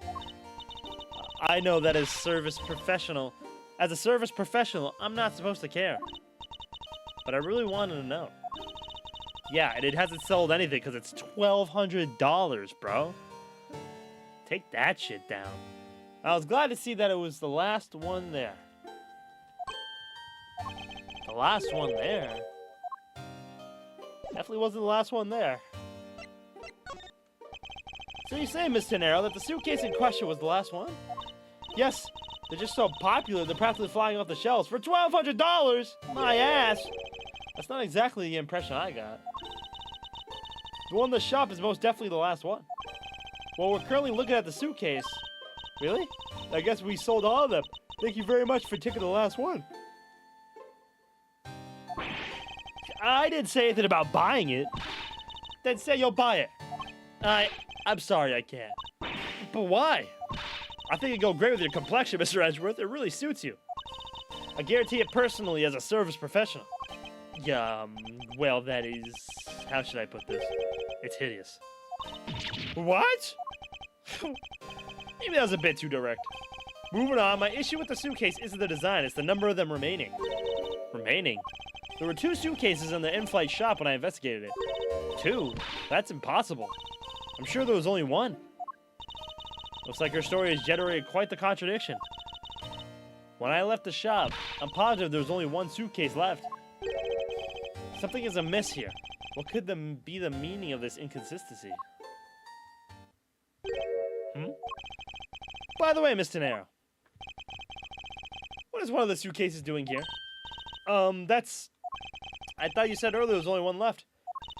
That one is, oh, my fault. It's mine. I've used it for a very long time now. It's definitely not yours. $1,200?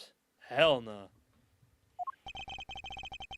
Mr. Tenero, I appreciate if you wouldn't lie to me.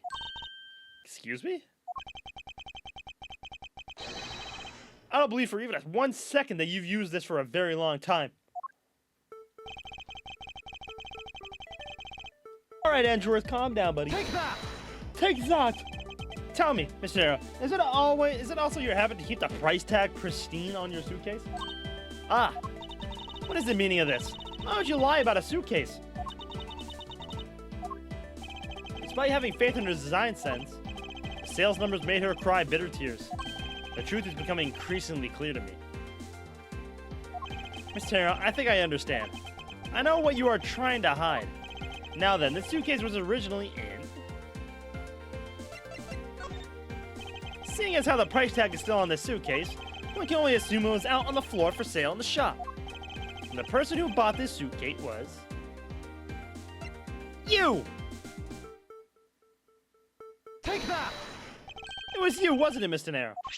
I hate to say it, but this suitcase that you designed looks like shit. I mean, who wants a marsupial on their suitcase with a nice little bow on it? Blech. I want to puke. It hasn't sold very well, has it? Man, $1,200. You paid $1,200 for your own design? Hell no. You saw how poorly this design that you poured your heart into was selling, and you were deeply hurt.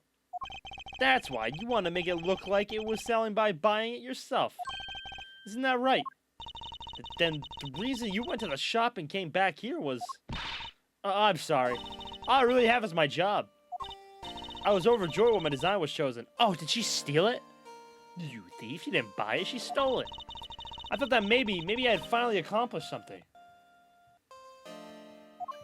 But the suitcase didn't sell. It's because of design, isn't it? All because it's, as you put it, hideous. I can't say they chose a great place in which to sell them either. We weren't selling a single one, and they weren't just sitting there collecting dust. I felt so bad seeing them there day in, day out. So I decided to buy one for every flight I... What? How do you have that much money? You buy one every single time you work a flight? I see. So in order to keep your resolution, you went and bought one today as well. Yes, and here's my receipt for that purchase. This receipt is clearly timestamped 5:40 a.m.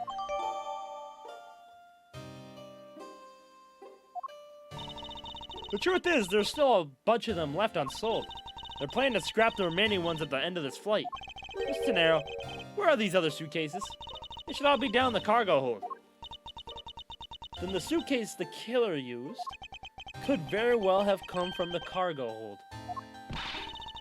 Mr. Edgeworth, you don't think that the killer used one of my suitcases to... Yes, I do. The killer used one of your beloved suitcases to move the victim's body. How could they? Those suitcases were meant to be faithful partners to our passengers on their trips. That's all I ever wished for them to be. Mr. Nero, is there any other way to get to the cargo hold other than the elevator? The only other way is just through that door there. What about security? The door has no special lock installed because, just to enter this room, you need a special key card that only crew members have access to. Which means that the culprit is someone who can enter this room, either you or Cammy. Eliminating the passengers and leaving only the crew members as potential suspects. I can't believe it. Yes, Francisca? Going on these wild goose chases, you're a disgrace to the Von Karma name. And what do you mean by that? The suitcases came from the cargo hold. That fact alone tells the whole story. Yes, which is why I said the culprit must be a crew member who used their key card. Miles Edgeworth, you're proposing that the killer rode the elevator from the cargo hold, correct? Yes, that's the only realistic possibility. The other attendant, Miss Mealy, I asked her earlier, she had this to say. Francisca got information out of Miss Mealy? In order to make the elevator go down to the cargo hold, a different key card is required. Different one? Yes, and the only person who holds that particular card is you, Miss Rhoda Tenera. And only you. What? Is this true, Mr. Nero? Edge is gonna buy them all? Hell no. Make Gumshoe buy them all. I kept that key card in my locker at all times. Could you please show us that card right now? Yes, hold on. Well, it's gone. Head ass. I don't believe it. What's wrong? The key card, it's gone. What? Gunshot. You called him gunshot. Still poor. He's very poor. Very clever. Pretending that your car was stolen when in fact you're just trying to hide it from us. You really thought this through. Well, wait, it's not like that. Herb, blame the app. Find it funny how they auto-corrected Gumshoe to gunshot. You can tell us all about what it's like down at this station. Officer, arrest this woman. Yes, ma'am. Wait. Hold it. But Mr. Edgeworth. You're not gonna hold it? You're not gonna hold it? Edgy! What the fuck? What's wrong? There's disbelief written all over your face. Francisca, I know that you are the lead investigator on this case. However, hold it. Don't even think about wasting any more of my time. You know the rules as well as I do. Evidence speaks louder than words. Even if this isn't a courtroom, that basic tenet still applies. I intend to investigate the cargo hold now. What will you do, Miles Edgeworth? I intend to do likewise. Wait. No, wait, the trash can! The trash can! I saw his phone! Why are they all staring at me, bruh? Stop staring. It's so big! Boo you, gorilla! You fuck! Damn! Why is there so many? This plane is a special model. It has both a super large cargo hold and an ultra luxurious first class seating. So this is the real scene of the murder. There's certainly a high probability of that, which is why we are here, correct? Okay, let's get investigating, sir. Begin investigation. Holy suitcases, Mr. Edgeworth. It's like an all-you-can-use suitcase fair. These must be all the leftover ones they couldn't sell. The one the company is planning to dispose of after this flight's over. This paint job is really cool, don't you think? It practically screams artsy. Oh, why not purchase one then? I'm sure it'll bring you much happiness. You think so? Then maybe I will. Let's see here. $1,200! I think I'll pass. The Mr. Nero wonders why they don't sell. You need 2 jobs just to buy one. Although, definitely looks like one is missing. What is this brittle substance I'm stepping on? It's a bunch of glass fragments.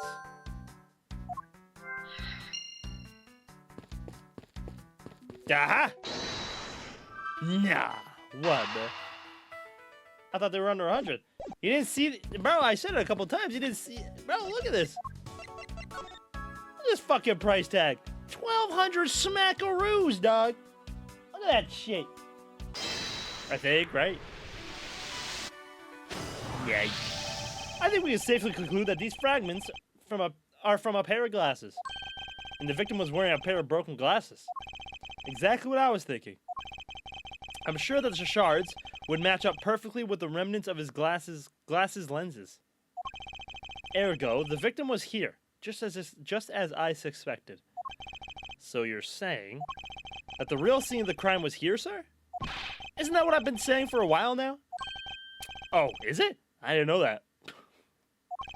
Perhaps it's a bit early to draw that conclusion. However, I believe that the probability has just skyrocketed considerably. All that's left was to find the murder weapon. Hey, what's with the suitcase, pal? It's what the victim checked in, sir. So this suitcase belonged to Mr. Hicks. I don't think he'd mind if we took a closer look. There's nothing out of the ordinary in here, sir. Wait, file? And there's a photo of Miss Von Karma in it, sir. Wait, what? Looks like a profile on Franziska. Fuck. Why would Mr. Hicks have a file on her? This cargo hold is really big. I can't believe they fit stuff like that in here. Detective, what are you going on about? We're in the middle of an investigation here. Whoa, stuff's falling on me. Can't really get into my work without something like this happening first. Well, let's get the show on the road. So which item do you want to start on? In this world, there are those who are masochists, and then there is Gumshoe. So that flight attendant, Rhoda Tenero, she's a killer, isn't she? I don't think we can say for sure yet. There certainly are a great number of things pointing us in that direction. Like how she didn't tell us about her buying her own suitcase. Yes, however, in regard to the key card being stolen, I can't seem to find any evidence that she's lying about that. No, yeah, this plane having 3 elevators is crazy. So, this design, it's so postmodern, sir. Postmodern, you say? Yeah, especially this alien-shaped handle here. You can really feel a connection. A connection. Right. Detective, please stop with your horrible impression of the art of an art critic. I was only telling you my honest feelings, sir. You arrived at the scene of the crime before Detective Gumshoe, correct? And you then immediately began to direct the investigation. It seems to me that you were already here at this airport for something besides this murder. Yes, I was. I've been following a very large and involved governmental-level international crime. But it's a much too large for one person to take on alone. So it was decided that I should form a joint investigation with Interpol. When would you look at that? Interpol shows back up. This was also in Apollo, the 4th game. Fucking romaine lettuce. Interpol is involved? It's a top secret operation, so I can't really tell you any more than I already have.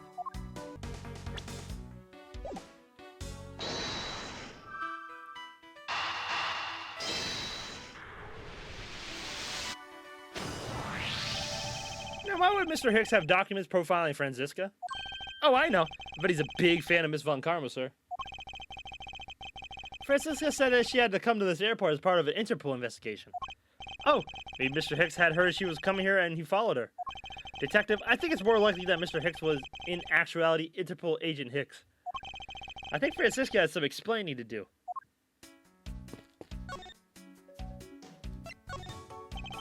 You came to this airport to rendezvous with the victim, didn't you?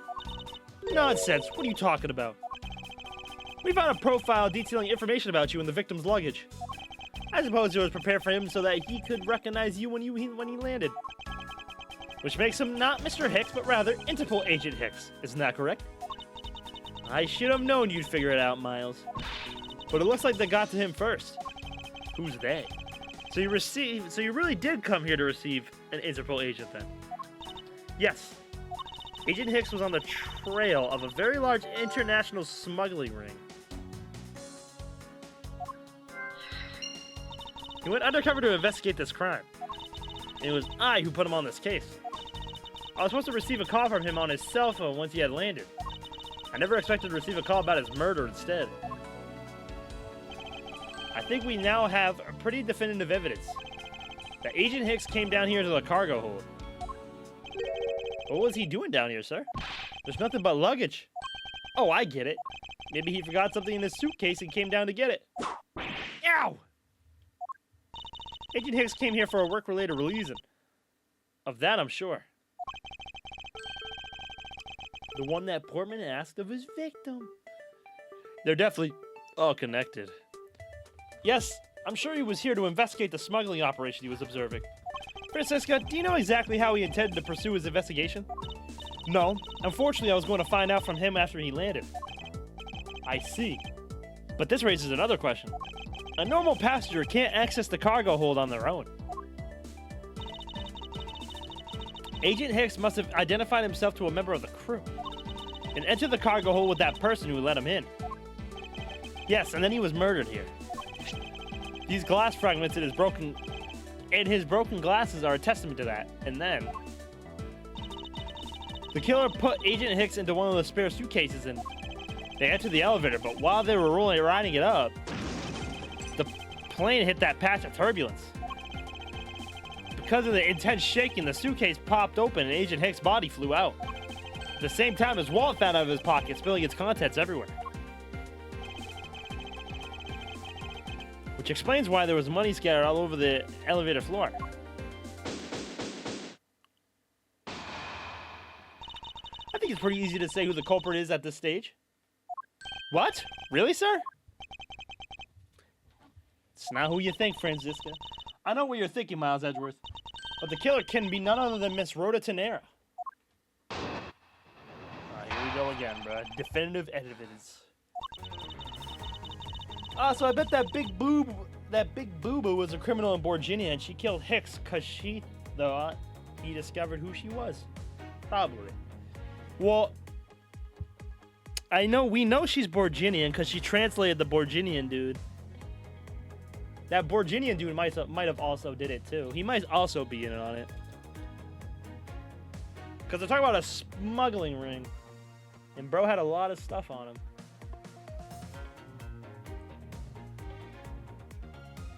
Excuse me. So they might be in cahoots. If it was a crew member, any of them could have shown Agent Hicks as a cargo hold. But the point to keep in mind is the key card that allows the elevator to come down here. The only person with such high-level access is Miss Rhoda Tenera. I'd say that's a pretty decisive piece of information, wouldn't you? I know what she's trying to say, but I'm not certain it's as simple as that. I would love that you were right. Please don't let Big Booba be the culprit. Yo, bro. I mean, the last couple of times we've had big boobs in this game, they usually be the culprit. Hold it! That might be true, but then it could be anyone, including Miss Mealy or even the captain. Don't be a fool. Playing without a pilot in the cockpit is like a horse without a rider, crop in hand, much like Scruffy over there. Yeah! I can't disagree with her on that. Detective Gumshoe does always need a guiding hand. Very well then. What about the other flight attendant, Miss Mealy? I thought you might ask about her. Hold it! But it's highly likely that the key card was stolen from Miss Tenera. Objection! It's highly likely? Is that possibly the best you can come up with? And you call yourself a disciple of my father. Yes, well, while I don't have any evidence, Be quiet. You're a disgrace. Damn. There's more evidence pointing to Miss Rhoda Tenero, you know. It's not just a key card that gives her away. Are you talking about the murder weapon, the Captain Ugo piggy bank? Yes, she was also the only person with a key to open that display case.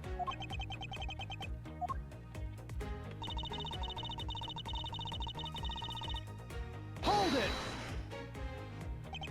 But that is a fake. Stop right there, Miles Edgeworth. You don't have any proof that this is just a red herring. If you must keep on insisting that it's a fake, then what is the real murder weapon? Where did it go? Speechless, I see. That's not a surprise. After all, you know that we've searched the entire cargo hold and came up empty-handed. There must be a way. There must be something that can help me rule out the piggy bank as the murder weapon. What should be examined further to help us ascertain the authenticity of the weapon?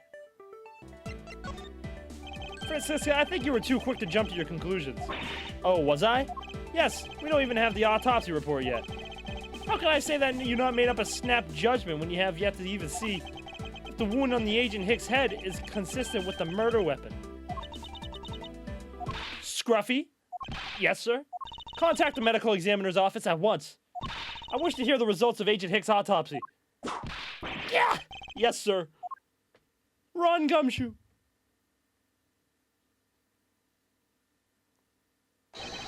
We've got a big problem, Mr. Oh, of course. Mr. Edgeworth, sir? Of course, Doug.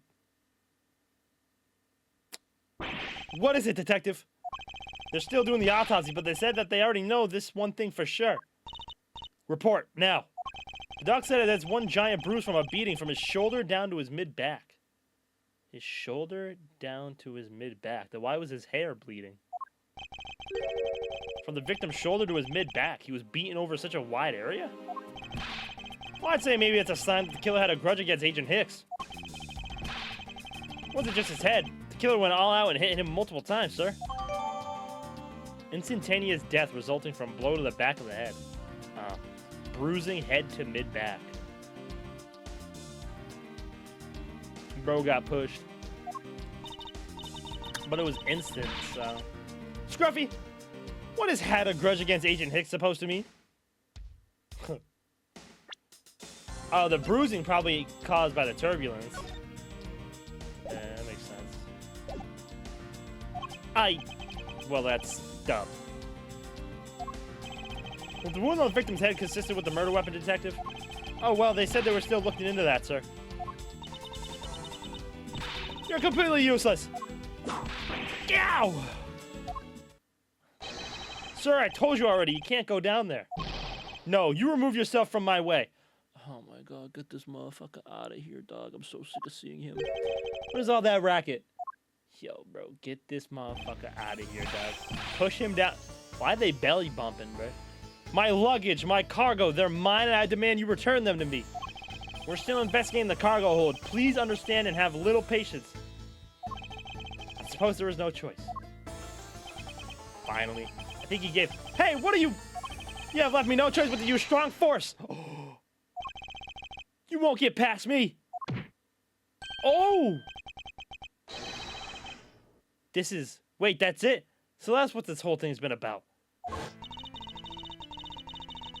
Further, there was a matter of the key to display the case that held the murderous bank.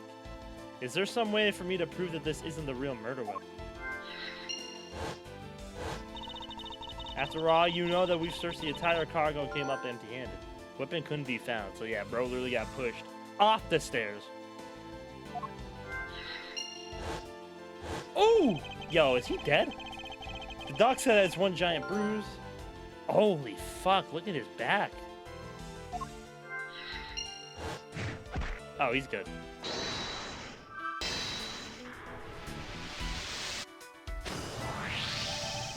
Allegedly, the killer struck the victim many times over, which is why there's extensive bruising over such a wide area. But is that really the correct conclusion to draw from the evidence? The bruise from his shoulder to the middle of his back is one continuous mark, which is more suggestive of a single blow to the back. If that's the case, then the piggy bank is much too small to have caused that. Therefore, the murder weapon must be something far bigger. A sizable weapon.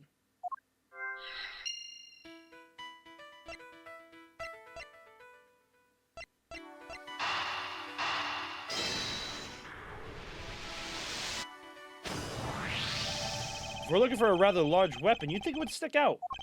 But so far, we haven't found anything that resembles a weapon of any sort. Perhaps, just perhaps, it's something we all overlooked from the very beginning. Because normally, it's too impossibly big to be taken into consideration. What was that all about? Was he trying to jump his way down here? Francisca. What? What do you want? I found it, Francisca. I found the real murder weapon. You did? He really jumped. Yo. Yeah, we literally don't care about the guy that just jumped, but we didn't realize it till now, but the answer has been right in front of us this whole time. He might be hurt. We should go check up on him, sirs. There's that pompous attitude of yours again. You should learn to drop that habit. Yo, Gumshoe's the only one that cares, bro. It's coming from a prosecutor with a habit of whipping everyone she comes across. Anyway, if you really are a prosecutor, then you'll back yourself up with evidence. You two aren't listening at all, are you? Come on, then. Show me this real murder weapon you speak of. I don't have any evidence to show you. Foolish reasoning for a foolish fool from a foolishly foolish fool meant to fool me. What do you mean by I don't have any evidence to show? Perhaps I should have phrased it as that which caused Agent Hicks' death is incorporeal. Forgive me, but I do believe I have figured out what was the real cause of death. 'Cause I'm free falling. The victim fell from a great height and subsequently died as a result. In other words, the real cause of death is free falling to the ground. He fell to his death. Did somebody say fell? Ah, don't do this to me now. Come on. Come on, Stream Deck. There you go. Yes, this is the only plausible possibility. The victim has extensive bruising on the back of his head and in his back. The only rational explanation for these injuries is that he fell to his death. But the murder happened inside this plane. I know. Are you claiming that there is some place in this plane from which he could have fallen from? As I said earlier, the answer has been right in front of us the entire time. You can't mean. Yes, I do. The victim fell from the top of the stairs in this very cargo hold. What? Then we're in trouble. We may have a second death on our hands, sirs. Oh, he's fine. Hey, you! Tell me you aren't dead, pal. Quiet. Why are you screaming? He's alive. And there you have it, Miles Edgeworth. It's not possible that Agent Hicks fell over the railing to his death. That man is living proof of that. I suppose it's true that it's not possible, given the current circumstances. The current circumstances? What is that supposed to mean? Suppose that large piece of cargo wasn't there at the time. What would have happened then? He would have been a Borginian pancake for sure, sir. I suppose that man over there wouldn't still be breathing. But the reality is that the cargo box is there. So there's no point entertaining your wild, hypothetical scenarios. It may be there now, but there's no proof that it was always there. As if there could have been a window of time when that giant box was not there. Ah, but there was. What? What can I use to show her that it's possible the box was not always there where it is now? To transfer cargo. Gotcha. Take that! You refueled in the Republic of Zhengfa? Yes, this flight had a short layover in Zhengfa in order to refuel. But that wasn't the only reason for the layover. We also transferred some cargo. What if the box in question was only transferred out of the plane at the time? To further prove my point, let's take a look at what's next to the box in question. Ah, it's labeled Zhengfa Express. Correct. Meaning it was loaded onto the plane in Zhengfa.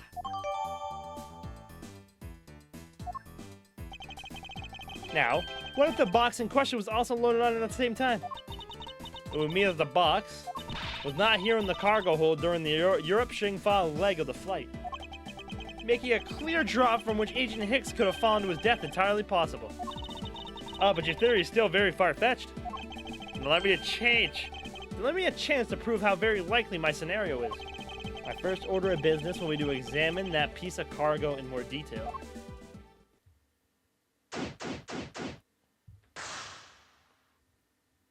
I'm free falling. Oh, he's back up. How the hell did you get back up there? Did you climb? Man, what? Keeping track of this many pieces of cargo must be very taxing on the cargo crew. This sure brings back memories when I worked as a part-time mover, sir. Okay. Yeah, we've already done this.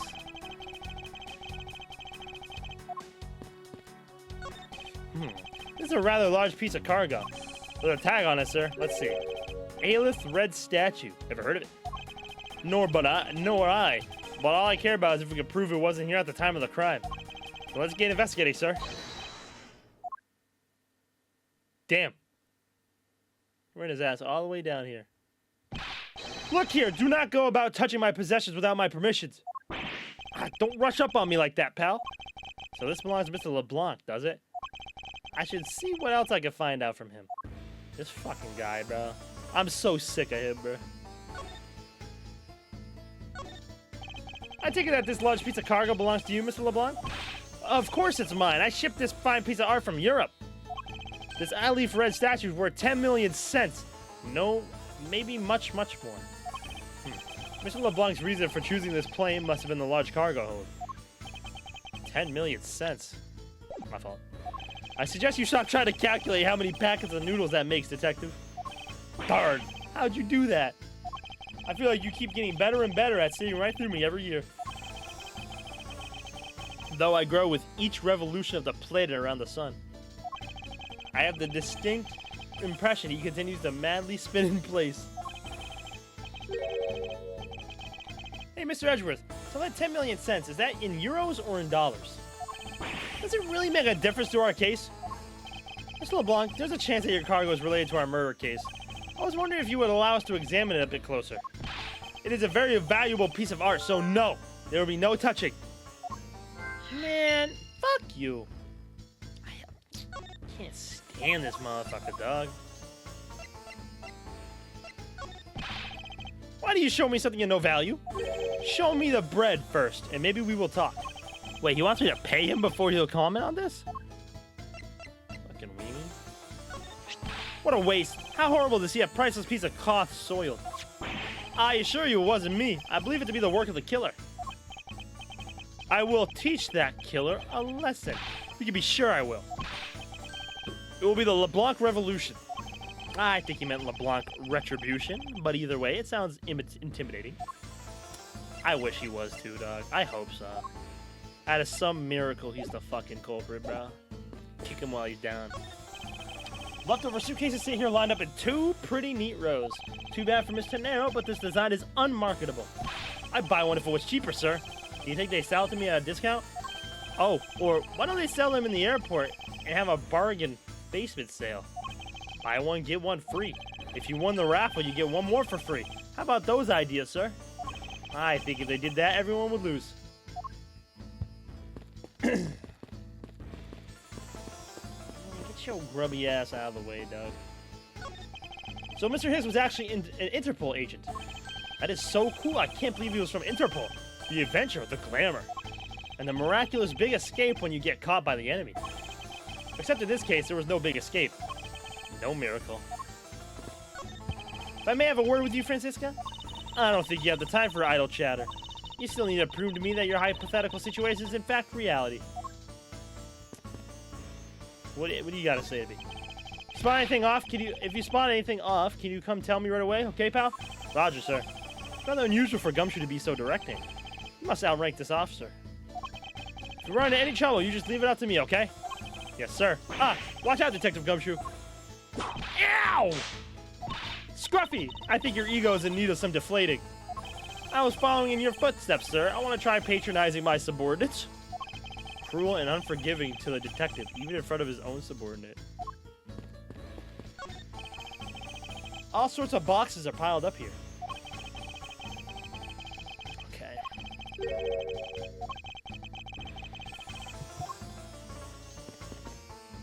Got anything to say, Gumshoe? Yes, sir? Man, I can't believe Mr. Hicks fell to his death. I never would have guessed in a million years. That is still only a hypothesis. However, the investigation should prove it to be true. Speaking of falling, I'm glad that art's okay. That art guy's okay. He took quite the spill. Yes, he was lucky to have landed on top of that piece of cargo. I can see it just now. Passenger pays price for police follow-up. The prosecutor Edgeworth add fuel to the fire of the first murder with a second death? Yep, I'm willing to bet that and make the front page. That's not funny, detective. What exactly is an extremely valuable piece of art, sir? Is it like stuff you see at country fairs? Somehow I get the impression that it's worth a lot more than you can comprehend. So this thing's worth more than I can imagine, huh? Whoop. Kind of makes me want to try collecting expensive art. Collecting expensive art. Interesting. It seems there are people out there besides Mr. LeBlanc who know the true value of art. Are you talking about me, sir? Of course not. Where'd you get that idea like that?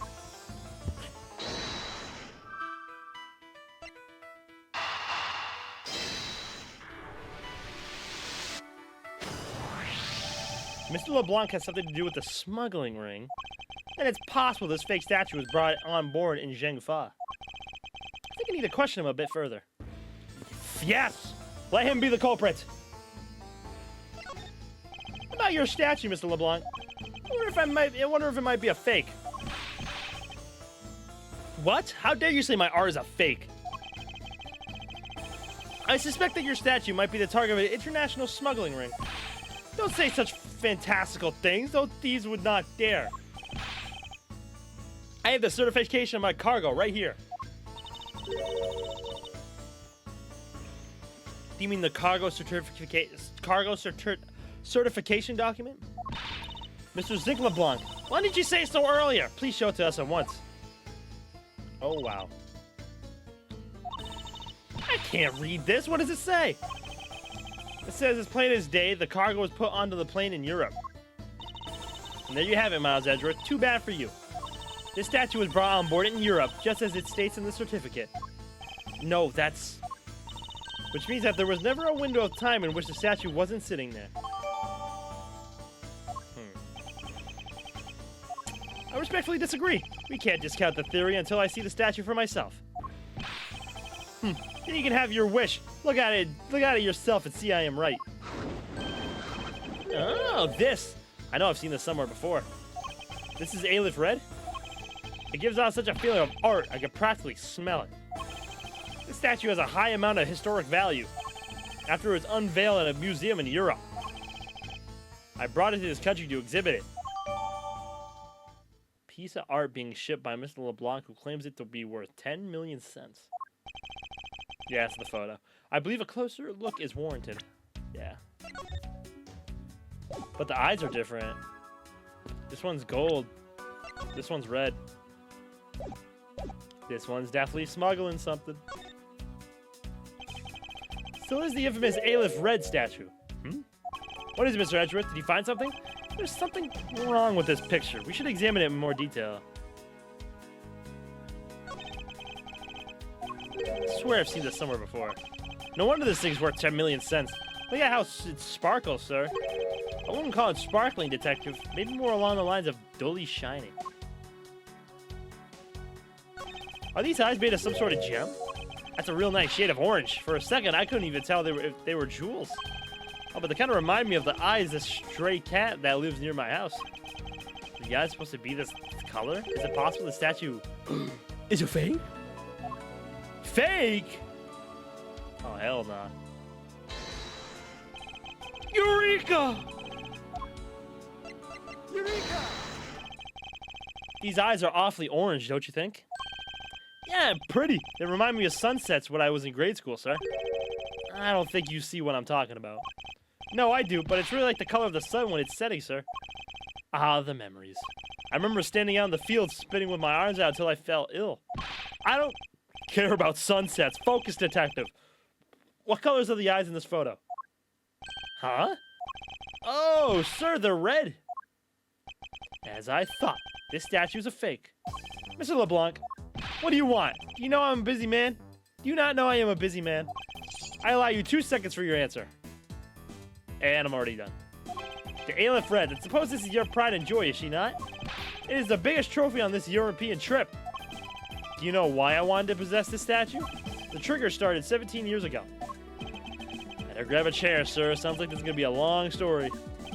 Mr. LeBlanc, I regret to inform you, and you have my heartfelt sympathy, but what is that, sympathy? For what? You'll see. I'll need to compare the eyes.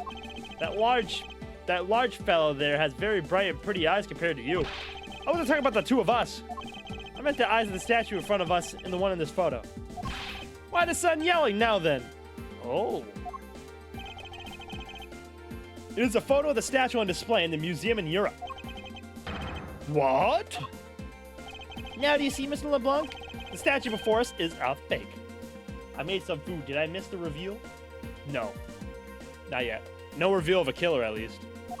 This guy has fake art, though. A fake? I believe that even further examination will be required. Now that we have confirmed that this is indeed a fake, there must be some sort of proof that this was brought on board in Zhang-Fa. I will present you evidence that will resolve the remaining contradiction. Eureka!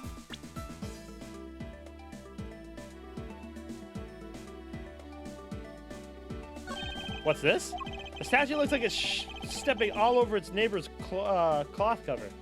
It kind of resembles its owner's attitude in a sense. Ho ho! What'd you say now? Further, my clothing hem is not being stepped on by anyone. It is too expensive for me to allow that to happen. Please forgive the trespasses of my subordinate. Why should I forgive if the dress passes? Unless it is an expensive dress, you keep it. 2. Eureka! There's a clear contradiction here. Okay, maybe that's not the right place. Wait. It's just a simple case of cargo covering getting stuck under another piece of cargo. Ah! That's not possible. But it is. It shouldn't be this way, but the statue's on top of the cloth. Supposing that the neighboring piece of cargo was brought on board in Zhang-Fa, there's no way that any part of it should wind up under something from Europe. Which means that this fake statue was smuggled on board in Zhang-Fa. But then what about the cargo certificate? Let me ask in return, what about Agent Hicks? Why did you come down here in the middle of the flight? There's only one reason why, to secure the proof of smuggling activity aboard this flight.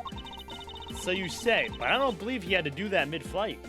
We could have just as easily inspected all the cargo after the plane landed. It may be true, however you have it backwards, Francisca. Sure, Agent Hicks could have waited until after the plane had landed, but he had a reason for coming down to the cargo hold. Suppose he had found the fake at the airport. It would have been after the swap had occurred. At the time, the suspicion would naturally fall to the statue's owner, who would have no way to prove that the statue was switched without his knowledge. Which means there is someone involved who is forging or modifying cargo certificates.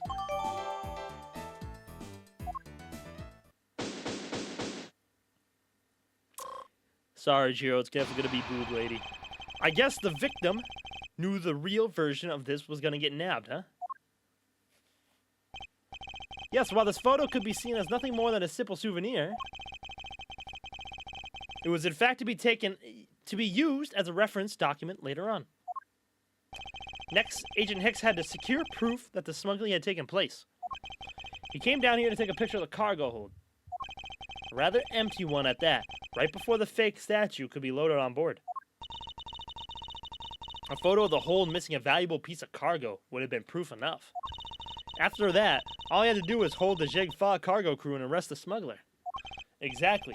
This only goes to prove my theory. If the statue was not in the cargo hold during the Europe-Zhang-Fa leg of the trip, there would have been enough height from which Agent Hicks could have fallen to his death. Officer! Move this statue immediately. I want a thorough examination of the floor underneath, now. There's be blood all over there. Miss Von Karma, I'm ready to report my findings. Go on. Can we just look? We're right there. After moving the alien Fred statue out of the way, we tested the area under it with luminol, and there was a reaction. I see. There was a reaction to luminol, an indication that there was blood in that spot. Can we stop looking at it now, sirs? You see that my deductions were correct after all. I suppose it would appear that way. The culprit cleaned the blood up well. And how do you think the killer did that? How did the killer clean up all that blood? I wonder. Take that! The killer used the bloody cloth I found inside the suitcase to clean up the mess. I see. They need to clean up all the blood before the plane landed in Zhengfa. Yep, because otherwise the cargo crew would have discovered it during the layover. So you guys are saying that the murder happened before the plane landed in Zhengfa? There's no other conceivable timeline for the events of the murder. But if that is true, then that throws a certain person's testimony into doubt. If the murder occurred before we landed in Zhengfa, then this becomes highly suspect. Mr. Acme Hicks was there in his seat when we took off again at 5 a.m. Sorry, boob lady, you gotta go. Recall Miss Mealy's testimony about Agent Hicks in regard to when we departed Zhengfa. I saw Mr. Hicks sitting in his seat at 5 a.m., you know. She claims Agent Hicks was alive at the time of the service calls, but that totally contradicts the facts, sir. Well, why would she lie about something like that? I think the only person who can answer that is Miss Mealy herself. To be continued. God damn it, I hate boobs! It's always boobs, bruh. Boobs and short skirts. Miss Mealy. Miss Mealy! Huh? Do you recall what you said earlier? About when you answered some service calls as we were departing from Zhengfa? Huh? You said that Mr. Hicks was sitting in his seat at that time. However, that is simply not possible. Because Mr. Hicks was dead long before we ever touched down in Zhengfa. Oh? Miss Cammy Mealy. Maybe I didn't see what I thought I did. No one can make a mistake so large, Miss Mealy. But I make that kind of boo-boo all the time. This is going nowhere. There must be a better way of resolving this contradiction. Very well, Miss Mealy. If you please tell me about your alibi during the time span. From just before we were to land at 3 a.m. and 6 a.m. when the body was found. Telling me I'm a suspect, Mr. Edgeworth? Yes. Yes, you are. Oh, yeah. From 3 to 4, I was, in the flight attendant's room, all by my lonesome self. Oh, yeah. And from 5 to 6, I was in the flight attendant's room, all by my lonesome self. Okay, so what about 4 to 5? How's a man supposed to react to a testimony like that? She went 3 to 4, then 5 to 6. What about 4 to 5? Miss Mealy, wake up! Ah! She fell asleep again. It looks like the only way I'm going to be able to wake her up is by pressing her. Miss Mealy. Hold it! Miss Mealy, wake up! I'm awake, Alright. Miles Edgeworth, I demand that you do something about this flight attendant this isn't. I asked me to wake her up when you can finally put that whip to an appropriate use. Guess she doesn't whip women. What the fuck? Hold it! If I remember correctly, food was being served in first class in the lounge. Between the hours of 3 and 4 a.m. Yeah, but that kind of stuff's run by Miss Rhoda. Then, what were you doing in the attendance room at that time? Then what time were you doing in the attendance room at that time? Eating, and then having a most delicious dream. You mean you were neglecting your duties? No way, sleep is part of our job too, you know. Hold it! Miss Mealy, how many times do I have to repeat myself? Wake up! I'm awake. Use it! There you go. Yow! What'd you whip me for, sir? Oh, what did I miss? Poor detective be on the receiving end of a lash in your stead. Really? Sorry about that. She's whipped women before. Didn't she whip Lotta Hart? I'm not mistaken. You can make amends for that by continuing with your testimony. Hold it! So you were alone the entire time, were you? Yeah, no one else even popped their head in to say hi. Oh, well, I think a contradiction just popped in to say hi. What should I do? Should I raise an objection? Miss Mealy, there's a clear contradiction embedded in your testimony. Huh? What are you talking about? It's not possible that you were alone in the attendance room the whole time from 5 to 6 a.m. Take that! I wonder if you would be so kind as to take a look at this receipt, Miss Mealy. Huh? A receipt? For what? It's for the suitcase Miss Tenero bought. Now, if I may direct your attention to the timestamp. As you can see, it clearly says 5:40 a.m., Miss Tenero. Yes? Huh? Why is the killer here? I thought you had her locked up by now. I requested that she be present as a witness so that we may straighten out your complex lie. Now she's awake. Now then, Miss Tenero, between the hours of 5 and 6 a.m., you took a trip from the first class down to the first floor in flight shop, correct? Yes, I went to the shop to buy a suitcase. After which I went straight to the attendance room to drop it off. And did you see Miss Melee there at that time? Oh, no. So Miss Melee, where were you really between the hours of 5 and 6 a.m.?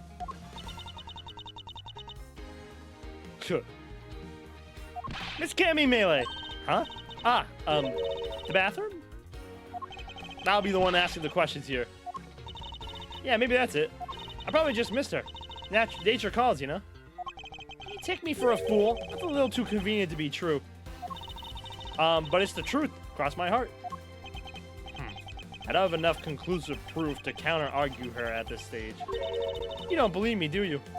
Oh, please, won't you give me a chance and hear me out? Oh my god. Look, I know you're suspecting me because I'm one of the crew. But you think then maybe you should also suspect Miss Rhoda too? She's the one in charge of the elevated keycard in the shop, you know. If you ask me, that makes her super suspicious. Please leave Miss Tenera out of the conversation. Only you are under suspicion for now. I don't get it. Why are you covering for Miss Rhoda all of a sudden? Oh, now I get it. Maybe you've got your eye on Miss Rhoda. Of course I'm keeping an eye on her. I can't very well let her escape, can I? Never mind. But you want to know something? Miss Rhoda actually kind of like... I have absolutely no interest in people who can't appreciate my sense of design. Oh, Miss Rhoda likes us. Boom, boom, boom, boom. Boom, boom, boom. Burn the fuck out of my finger. I was burning some boxes, heard some popping out of the fire. Went back to look for it. Let's just say I found it. Damn. That sucks. Ow.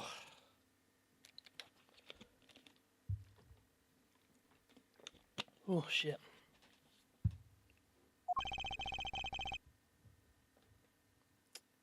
Yep. And then it hits you in the finger. God damn it. Yeah, that'll do it. That'll definitely do it. Now's not the time for this sort of talk. Reason for suspicion. Hold it! I bet. I haven't burnt myself in a long time, but yeah. No, it's not the only reason I have suspicion for suspecting you. Your statements regarding Miss Hicks also turned out to be a bunch of lies. Ah, but say I wasn't an attendant. You wouldn't suspect me then, would you? Yes, I suppose that's true enough. Hold it! Also, one would think that an airplane with an elevator would have cameras. True, there's like no cameras. She is already being detained for further questioning, or have you already forgotten? Oh, yeah, I guess I just forgot. Cammy, don't tell me you suspect me too. Sorry, can't help it. I mean, other than you, there's no one else who could have done it. I can't believe you would think that. I mean, me, killer? Miss Melee, what do you mean just by no one else could have done it? Hold it! It melted and it dripped on me. That is pretty dumb. That is pretty dumb. And what are you in charge of, Miss Melee? I take care of the attendance room. That doesn't count. Oh, but I spent so much time in there. Might as well be my responsibility. Mr. Edgeworth, Cammy is very talented in languages. So she assists passengers who may not speak English. Especially those who speak Borginian. She is the only one on this flight who is fluent. Oh, there it is. Bingo. Get her out. Oh, you mean that kind of what I am in charge of? Why didn't you say so in the first place? What else could I have meant? Yeah, so I'm really good at Borginian. She's fluent in Borginian. Then I suppose you're in charge of processing documents in Borginian? Yeah, I take care of anything that has to do with Borginian. I mean, it's probably just a made-up country they thought of. Very interesting. If you ask me, it makes her super suspicious. Well, there you go, Jiro. If you want to tell yourself to go fuck yourself, there you go. Because they have the objection thing too, and then they have the Borginian. I might just start typing in Borginian, bro. If you ask me, that makes her super suspicious. Hold it. Okay. Actually, your on-the-job behavior makes you super suspicious in my eyes. Huh? But why? While Miss Tenero is busy with the passengers and all of her other duties, you have a lot of free time on your hands, thus providing you with ample time to commit the crime. Objection!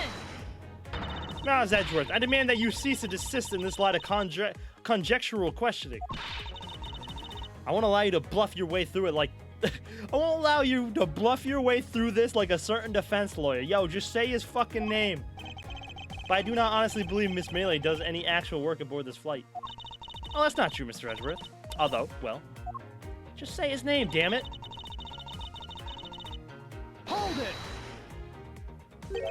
So what exactly do you do as the one in charge of some Borginian stuff?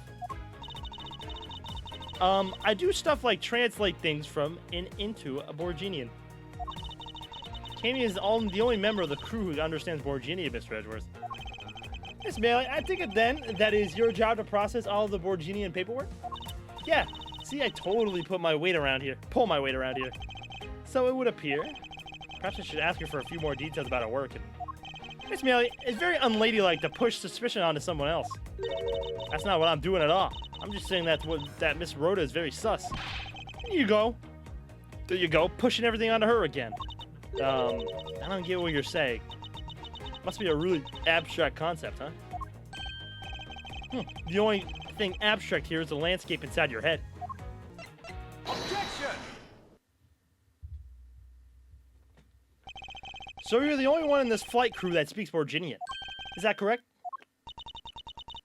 Oh, yeah, I guess so. I studied abroad in Borginia for a while.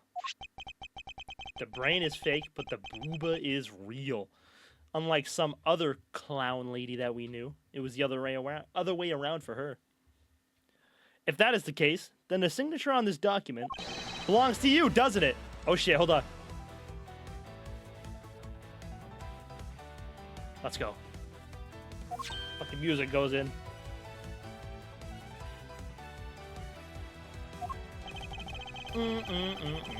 This is a falsified piece of documentation with only one purpose: to lead anyone who read it to believe that Mr. LeBlanc's statue was loaded in Europe. The only person who could have either prepared or processed this document in Borginian is you, Miss Melee. Without your participation, the smuggling of the Aleph Red could not have occurred. I don't have Miles' objection, but... Don't sleep while I'm pointing my finger at you! Oh, there it is. Yep, she's here. Oh, I wouldn't dream of falling asleep on you, Mr. Edgeworth. Is she blowing bubbles? Man, what? It is exactly as you say. Are you confessing to have participated in the smuggling? No, far from it. It's true that I was the one who signed off on the document, but you can't use that fact alone to make your allegation of smuggling stick. There's no direct correlation after all. All you have is my signature on a piece of paper. Really? All you did was sign it? I neglected to check the cargo had been loaded onto the plane property. So sorry about that. Seems that she's finally woken up. This is going to be one tough fight.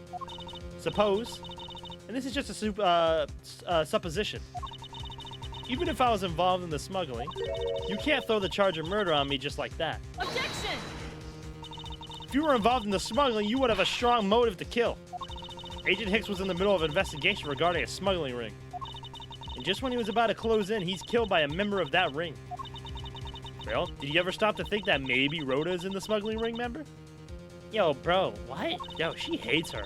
After all, unlike me, Rhoda has access to many things on this plane for work purposes. So perhaps there is some element of a setup at play in this case. What are you talking about? Don't worry, I wasn't talking about you. I meant the killer. First it was myself, now it's Miss Tenero, who is under the microscope. It seems to me that our killer is going to great lengths to pin this crime on anyone they can. You have no proof that Rhoda is being set up or that she isn't. Actually, I believe that she was indeed intended target from the very beginning. I believe that the plan was to push all the blame for the crime onto her. All this evidence will prove my suspicions.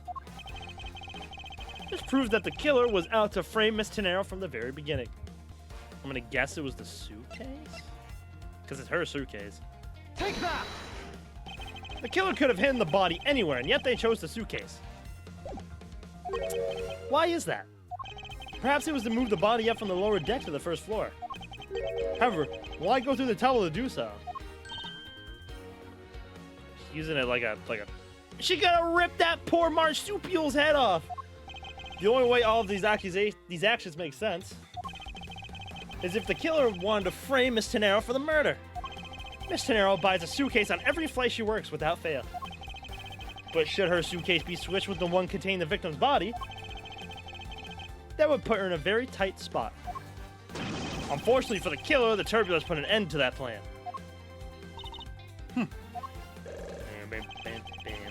There wasn't enough time to put the body back into the suitcase.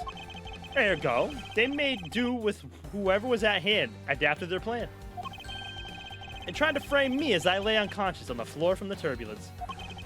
The killer went to hide the suitcase on the flight, in the in-flight shop, and brought the piggy bank back to the elevator in order to fabricate a false weapon. A lot of work for a fruitless endeavor, wouldn't you agree? Sounds like the killer had a tough time too, huh? I mean, why did the killer need to frame someone that badly anyway? That is because of the special circumstances surrounding this particular case. What special circumstances dictated the need for the killer to frame someone?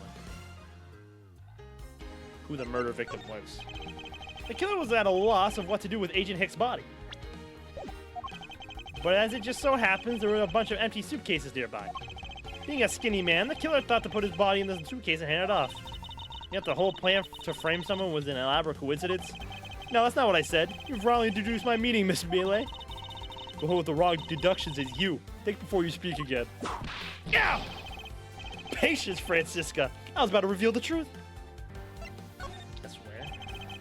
The special circumstances is simply that the murder took place on a plane mid-flight. I do not want to get whipped by Francisca, bro. Man, Francisca's whatever to be. The special circumstances is simply that the murder took place on a plane mid-flight. No matter which country, customs is quite strict in this day and age. No matter what you do, the chances that the body will be found is very high. Therefore, there was no choice but to frame either Miss Tenero or myself. In other words, the only one who fits within the boundaries of the criminal's movements is not Miss Tenero or myself, but you, Miss Cammy Melee. Only you and you alone could be the killer. And fuck you mean, and you killed him. Are you done already? I was about to fall asleep again. Anyway, let's be honest here. You don't have anything on me other than a whole lot of circumstantial evidence. Oh shit. I can see the outline of how the murder occurred, but I have no definitive evidence. Starting to sound like Phoenix, buddy. And isn't there a piece of evidence that's still unaccounted for? Something that I still can't quite fit into the big picture? Cell phone? Take that! I don't have any actual evidence. I thought not. But that's because it went missing, and still is. Missing? What do you mean by that? I thought I saw it in the trash can in their room, but maybe it was something else. In the complex puzzle that is this case, there was one piece I kept getting stuck on, and that is the victim's cell phone. Francisca, you were waiting at the airport for a phone call from Agent Hicks' cell phone. Or at least that's what you told me. That's right. Agent Hicks' cell phone could not be found at the crime scene. You mean the killer took the phone with them? Precisely. I suspect that if you were to find that phone, it would lead us to the killer. Come on, get serious. If the victim fell to his death from that height, wouldn't his phone break as well? We won't know that until we try a little experiment, will we? Francisca, I'd like you to ask for your assistance. Call the cell phone. You know the victim's phone number, do you not? Of course I do. Yellow. Agent Hicks' phone. It's ringing from somewhere, sir. I hear it, Detective. Now, where's it coming from? Miss Melee, wake up! Sorry, Mr. Edgeworth. I got sleepy all of a sudden because it sounds like a lullaby I used to love as a child. I better find that cell phone fast. The ring is coming from in here, sir. What? No, it can't be. This has got to be this victim's cell phone. Just whose locker is this, sir? It's Mr. Nero's. What?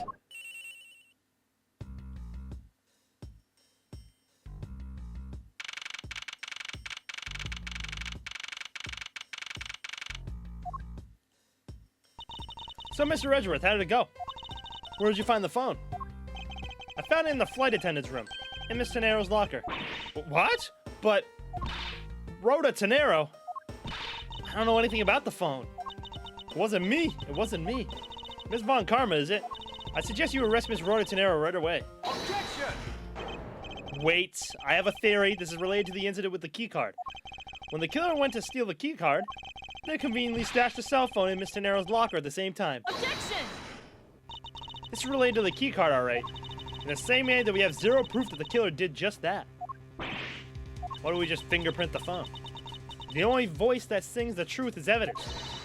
That is one bird we cannot ignore. What should I do? Francisca's right. I can't offer baseless conjectures at this point. Alright then, why did the culprit take the cell phone from Agent Hicks? Must have been something very incriminating on or in it. Hold it! Hold it! What now, Miles Edgeworth? It's not over yet. We have yet to figure out why the killer took the phone. What? Inside this phone lies the final piece of incriminating evidence that will point us to our killer. We need to examine this phone in more detail. Oh, it is smashed. It's a camera lens. Come to think of it, I wonder, how exactly was Agent Hicks planning to preserve the crime scene of a smuggling? Francisca, I need you to confirm something. This cell phone, can it take pictures? Mr. Edgeworth, I can't believe you don't know about this kind of basic stuff, sir. This looks like a very similar model to my own. And mine can take photos just fine. Do you think Agent Hicks could have taken some pictures with his? In particular, pictures as evidence for his smuggling case? If so, I'd say there may be some very inconvenient photos in here for our killer smuggler. But the phone's all busted up, sir. Even a super prosecutor can't repair a broken phone. But it still rang, so I mean... I'll find a way, don't you worry about that. May I go back to sleep now? Objection! The LCD screens on the inside and outside are broken, that's for sure. But that's also reason enough to believe that the killer wasn't able to erase the data. What? What do you mean by that, Francisca? Looks like our killer isn't very familiar with electronics. This phone still rang when I called it, meaning that the LCD screens are broken. Still possible the photos are still inside, waiting to be accessed. All we need to do is transfer the data to my phone. There you go. Francisca, your phone, if you please. Very well. It's transferring. Alright, displaying it now.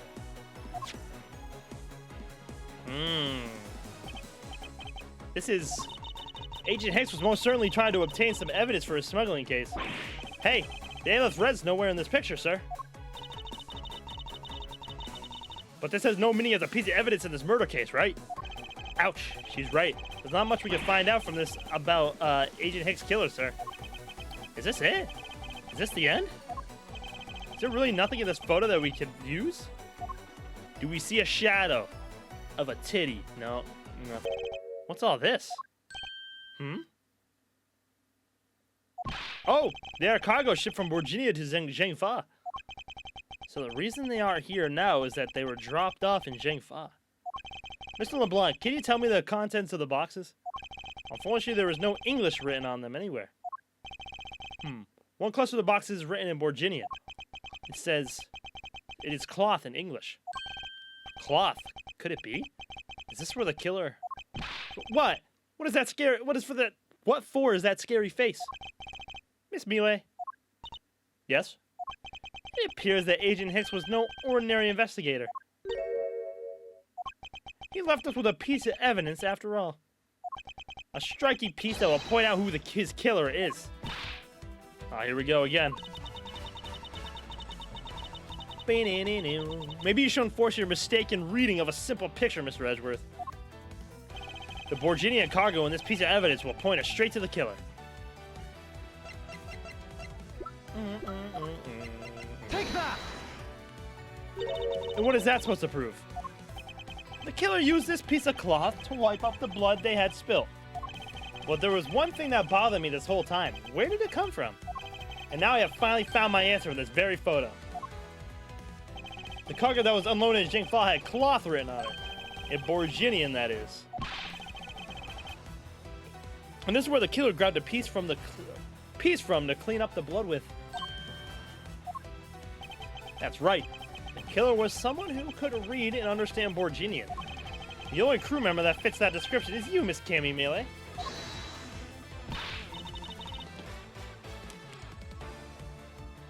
That's pretty flimsy.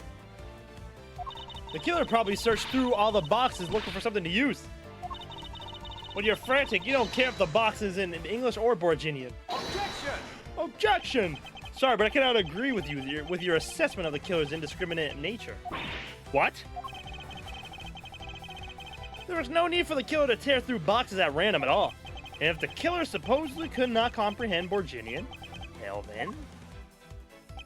Logically, the killer would have opened this box first. Take that! Hey, it says bed sheets in English right on the box, sir. Precisely. And the bed sheets would be perfect for cleaning up blood, wouldn't you say? So what are you trying to say? That if I were the criminal, this box of bed sheets would have been what I would have spotted first. However, the killer chose to use some Borginian cloth. Do you have an explanation for that? The killer didn't want anyone to know that the real scene of the crime was this cargo hold. They're doing a horror movie next Friday? You going? Nice.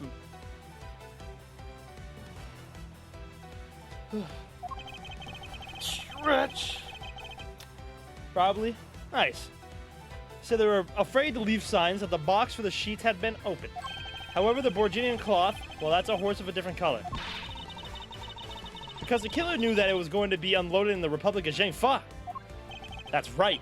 That is why the Borginian cloth was used. And the only Borginian reader on board who could make such a calculated decision is you, Kame Mealy. You and you alone. Don't rip his arms off. It'd be very easy for us to confirm if any of the boxes were resealed. Or go see Scream W. All we would do is contact the Jingfa authorities in time. We may even find other evidence to incriminate our killer within those boxes. I don't know if it was Melee or Meal. Why not confess to your crime here and now? Or would you rather wait and see what we find out from our investigation in Jingfa?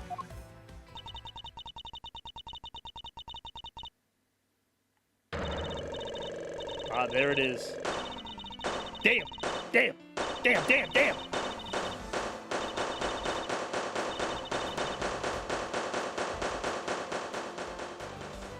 She's wide awake now. He was Interpol. I couldn't stop it. I brought him here. He started taking pictures. I couldn't be found out. I was scared. I was in trouble. So you fucking pushed him. Damn. We finished making all the arrangements to take the suspect in, sir. Very good, detective. What about the smuggling route? Did she say anything about that? They're taking her down to the precinct now. Hopefully we can get more out of her there. Whenever we even approached the topic, she just started foaming at the mouth. It was scary, sir. She probably wasn't prepared to commit a murder all of a sudden. One thing is for sure, the ring behind this whole mess means serious business. It looks like there's a lot more to this case than meets the eye. Mr. Edgeworth. I just wanted to say how much I appreciate everything you did. Thank you very much. It was nothing. In fact, I should be the one thanking you for your cooperation. Yeah, after you hog-tied me. But truly, if it wasn't for you, I might not be here right now. Instead, I can continue to serve our passengers as a flight attendant. I hope that... Well, please accept this as a token of my appreciation. She's giving us a $1,200 suitcase for free? Gumshoe, you can have it, buddy. For a wallet, to say the least. Not even like a real wallet, it's like a passport wallet. No, I'm not ending early. But that's... I see. You don't have to take it if you don't want it. But no, I mean, I would never turn down a lady's generous offer. Oh, thank you. I'm sure it will serve you well. Remember, we here at GoU Airlines are always ready to serve, Mr. Edgeworth. Thank you. I'll keep that in mind. Now I must bid you farewell. May all your skies be blue, no matter where you go. Thanks, Tenero.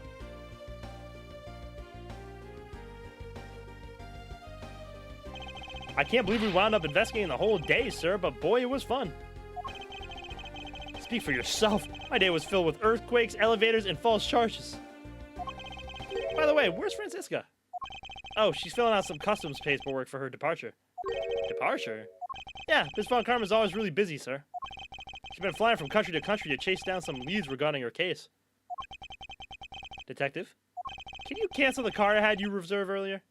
You got it, sir.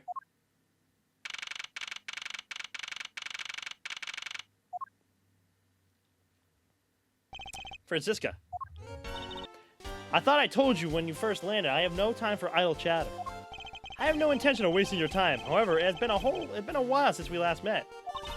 I also have no time for such familiar reminiscence. Just who do you think I am? You are Francisca Von Karma, a very proud prosecutor deserving of much respect.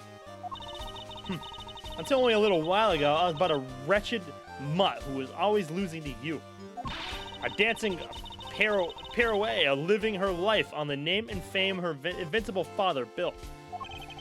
True, your father Manfred Von Karma didn't lose a single case for 40 years as a prosecutor. However, I wouldn't say he was invincible. What are you talking about? The group I'm on the trail of is a little more troublesome than most. The smuggling route we found this time is only only one sliver, Jesus Christ, of the big picture. You really don't have to worry. I can take care of myself. Yes, I suppose you can. Plus, there's another agent on this case with me. Oh, another agent? He's a star among Interpol agents and has the highest successful arrest rate.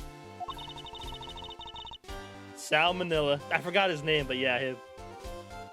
Yep, the Steel Samurai director. Who knows, you may even run into him one day. I was simply caught up in this one case. I hardly see why we would cross paths. I suppose. But I doubt you would say the same. I'm not following you. You'll understand soon enough. The fight has only just begun, Miles Edgeworth. I'll be back in this country soon enough. And when I am, be sure I'll pay you back in full. And just like that, she's gone, huh, sir? Thank goodness, I can finally rest easy knowing I won't have to watch out for her whip. Detective Gumshoe, I want to thank you for all your help and cooperation. Aw, it was nothing, sir. I was just happy to be able to work with you again. Aw. I think I'm going to celebrate by adding a little extra salt to my instant noodles tonight. Just how much did you cut his salary by, Francisca? Oh, you're the one to talk. Detective, I was wondering if you might give me a ride down to the prosecutor's office. Sure thing, sir. I'll even fly down the road in the patrol car if you want. Oh, make me remind you, Detective. Safety first. Thus, I solved the first case upon my arrival home. Francisca Von Karma, the smuggling route she was after. The leaders of the ring had already put their trump card into play. And the players on the other side of this war. They would begin to make themselves known through the next incident. Which was the one at our house. Oh, the one at the prosecutor's office, right? Edgeworth speaking. Ah, finally. I called who knows how many times earlier, but I couldn't get through. And you are? Ah, have you forgotten my voice, Miles, my boy? Is it Manfred? Mr. Amano? Ernest Amano, correct? Ah, so you do remember me. No idea. I know it's rather sudden, but I can't ask this of anyone else. There's been an incident, Miles. My son, he's been kidnapped. Oh, shit. Not nabbed. Bro's been nabbed.